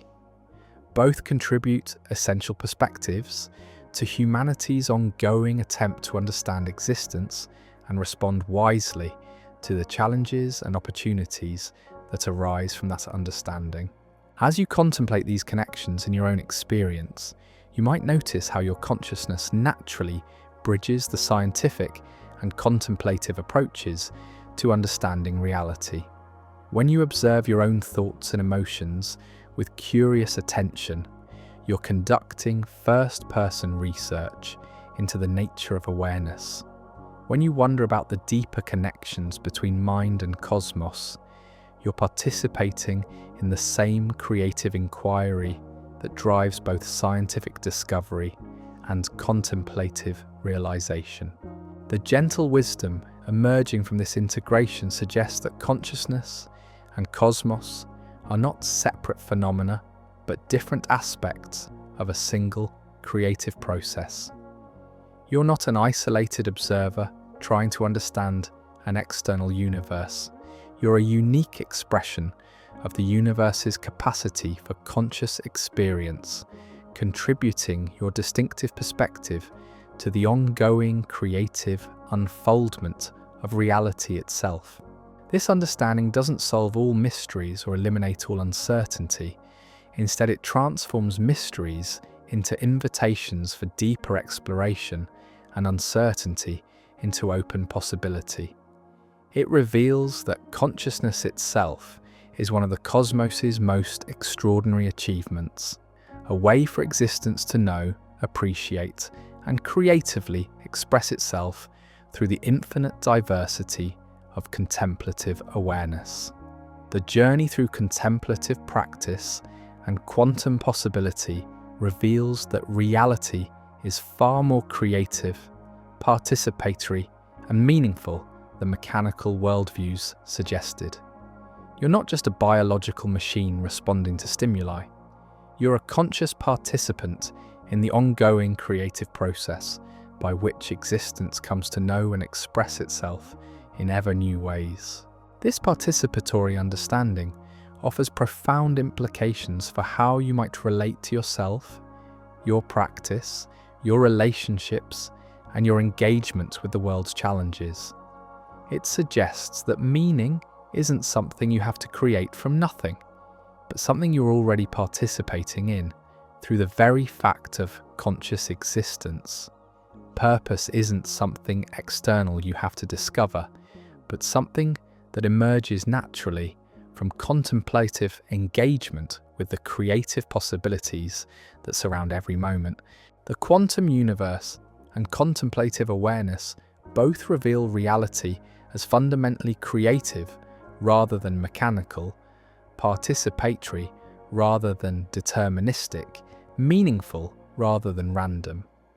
This creative cosmos includes your consciousness as one of its most extraordinary expressions, a way for the universe to experience and creatively respond to itself from your unique perspective. And in that recognition, in that appreciation for the profound mystery and creativity of consciousness itself, we find not final answers, but an inexhaustible source of wonder, growth, and creative engagement with the magnificent mystery of existence.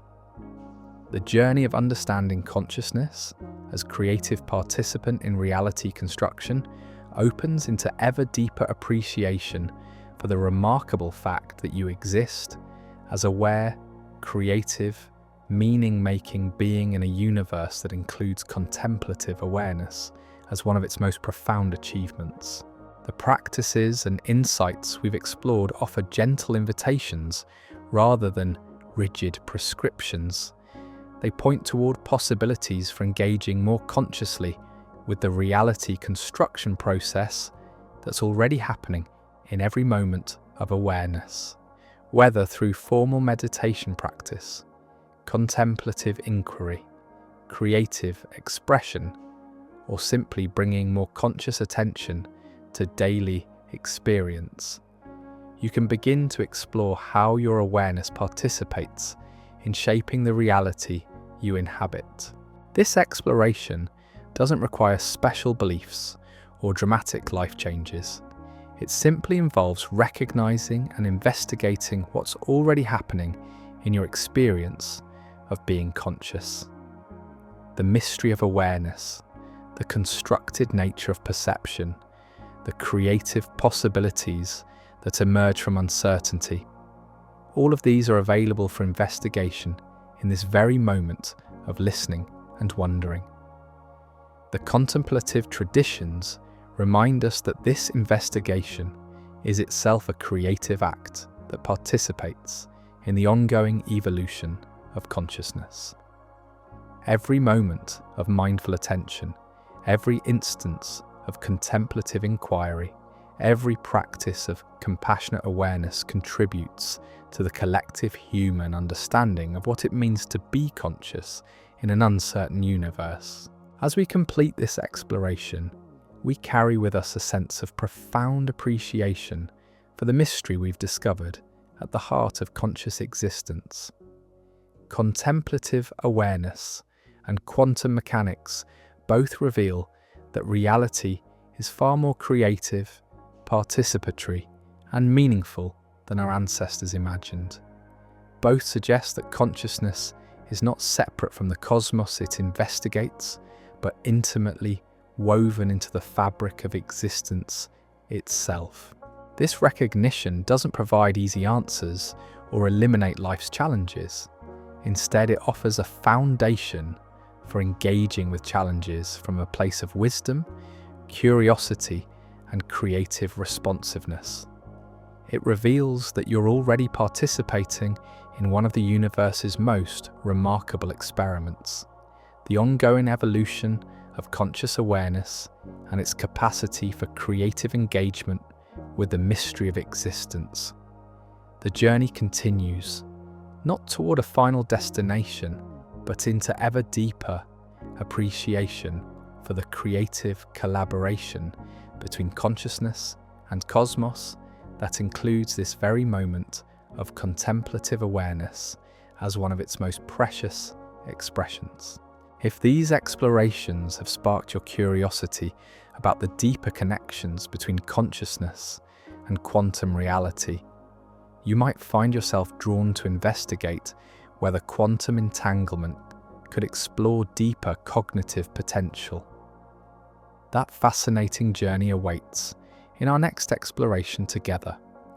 The contemplative exploration of consciousness and quantum possibility opens into questions that extend beyond individual practice into the nature of meaning itself. When you recognize that awareness participates in constructing the reality you experience, a profound question emerges. If consciousness and cosmos are engaged in continuous creative collaboration, what might this suggest about the purpose and direction of existence itself? This isn't a question that can be answered through measurement or logical deduction. It belongs to that realm where science meets philosophy, where careful observation encounters the deepest mysteries of why anything exists at all. Yet the insights we've explored from both quantum physics and contemplative practice offer intriguing hints about how meaning might emerge from the fundamental structure of reality rather than being imposed upon it from outside. Consider the remarkable fact that the universe has evolved conscious beings capable of investigating their own consciousness.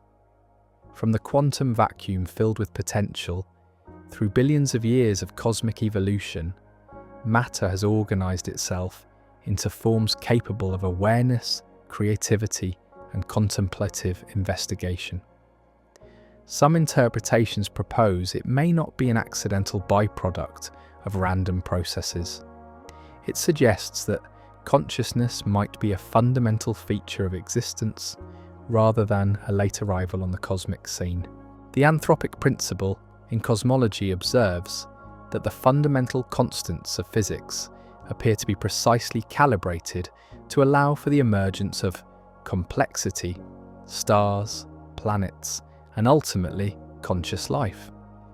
If gravity were slightly stronger, or electromagnetic forces slightly weaker, the universe would be very different, possibly incapable of supporting the complexity necessary for awareness to emerge. Some interpretations suggest this fine-tuning points toward consciousness as a deep feature of reality rather than an accidental emergence from unconscious matter. While this remains speculative and unproven, it offers a framework for understanding consciousness as cosmically significant rather than merely biologically local. The quantum mechanical discovery that observation participates in determining reality takes on deeper meaning when viewed from this perspective. Rather than consciousness being a late arriving observer of a pre-existing universe, both observer and observed might be co-emerging aspects of a more fundamental creative process. This doesn't mean consciousness controls reality through mental effort, but it suggests a participatory relationship between awareness and cosmos that extends beyond conventional subject-object distinctions. When you engage in contemplative practice, you're not just developing personal skills or achieving individual benefits.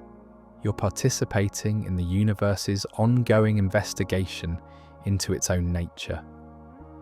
Your moments of mindful awareness, your contemplative inquiries into the nature of experience, your creative responses to life's challenges, all of these contribute to the cosmic process by which existence comes to know itself. This participatory understanding transforms how consciousness might relate to suffering, uncertainty, and the apparent meaninglessness that sometimes characterizes modern experience.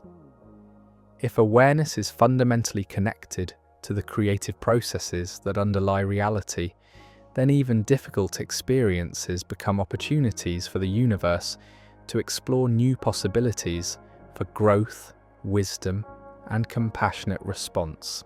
The contemplative traditions have long recognized that suffering, properly engaged, can become a gateway to deeper understanding and greater compassion. From this perspective, the challenges you encounter in life aren't obstacles to meaning, but raw material for meaning-making. The universe, through your conscious experience, is exploring how awareness can respond creatively to limitation, loss, and uncertainty. This doesn't romanticize suffering or suggest that all difficulties serve some predetermined purpose. Rather, it recognizes that consciousness has the capacity to transform even meaningless suffering into meaningful engagement through the quality of awareness it brings to difficult circumstances. The transformation happens not through changing external conditions, but through the creative responsiveness of contemplative awareness itself. Take a moment to reflect on how this might appear in your own experience. Consider a challenging situation you've encountered recently. From the perspective of participatory consciousness, that challenge becomes an opportunity for the universe to explore, through your particular awareness, how conscious beings can respond to such difficulties. Your response, whatever it was, contributes to the cosmic library of possibilities for how awareness can engage with similar challenges. This perspective doesn't make you responsible for creating your circumstances or finding perfect responses to every difficulty. Instead, it reveals that your conscious engagement with whatever arises participates in the ongoing evolution of how awareness can relate to the full spectrum of existence. Every moment of mindful attention, every instance of compassionate response, every creative solution to problems contributes to this cosmic exploration. The implications extend into how consciousness might understand its relationship to mortality and impermanence. Rather than viewing death as the termination of meaning, a participatory understanding suggests that individual consciousness might be temporary expressions of a more fundamental awareness that continues beyond individual lifetimes. This remains entirely speculative, with no scientific evidence for consciousness surviving death, but it offers a framework for engaging with mortality that transcends fear and denial. Even if individual consciousness doesn't survive death, the contributions of each aware being to the cosmic process of meaning-making may hold lasting psychological and philosophical significance. The love you've shared, the beauty you've created, the wisdom you've developed through contemplative practice, all of these participate in the ongoing evolution of consciousness itself. They become part of the universe's growing understanding of its own creative potential. The quantum field theories that describe fundamental physics suggest that all particles and forces emerge from underlying fields that fill all of space. These fields exist in constant creative interaction, with particles appearing and disappearing as temporary excitations in the quantum vacuum. Some interpretations propose that consciousness might be related to these fundamental field phenomena, though this remains highly speculative and unproven. Through this gentle journey into the heart of perception and consciousness, we've discovered something remarkable: the reality you experience right now. This very moment of awareness emerges from one of the most sophisticated creative processes in the known universe. Your brain isn't simply recording an external world like some passive instrument. It's actively constructing the rich, meaningful reality you inhabit, weaving together sensation, memory, prediction, and attention into the seamless story of your conscious experience. We've seen how no two minds can ever construct identical realities, not because perception is flawed, but because consciousness itself is endlessly creative, infinitely varied, and beautifully unique to each observer. The quantum mechanical insight that observation participates in determining reality finds its echo in the neuroscientific discovery that awareness participates in constructing experience. Both reveal a universe far more participatory and creative than our ancestors ever imagined.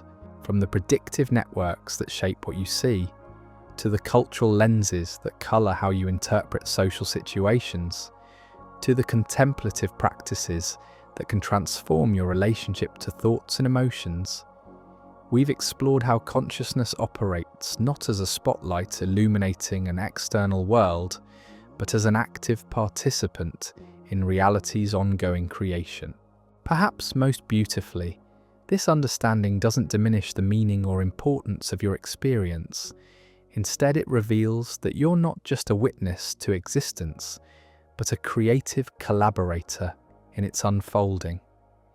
Every moment of awareness, every act of attention, every choice to respond with curiosity rather than judgment participates in the cosmic process by which the universe comes to know itself through countless unique perspectives. The mystery remains inexhaustible.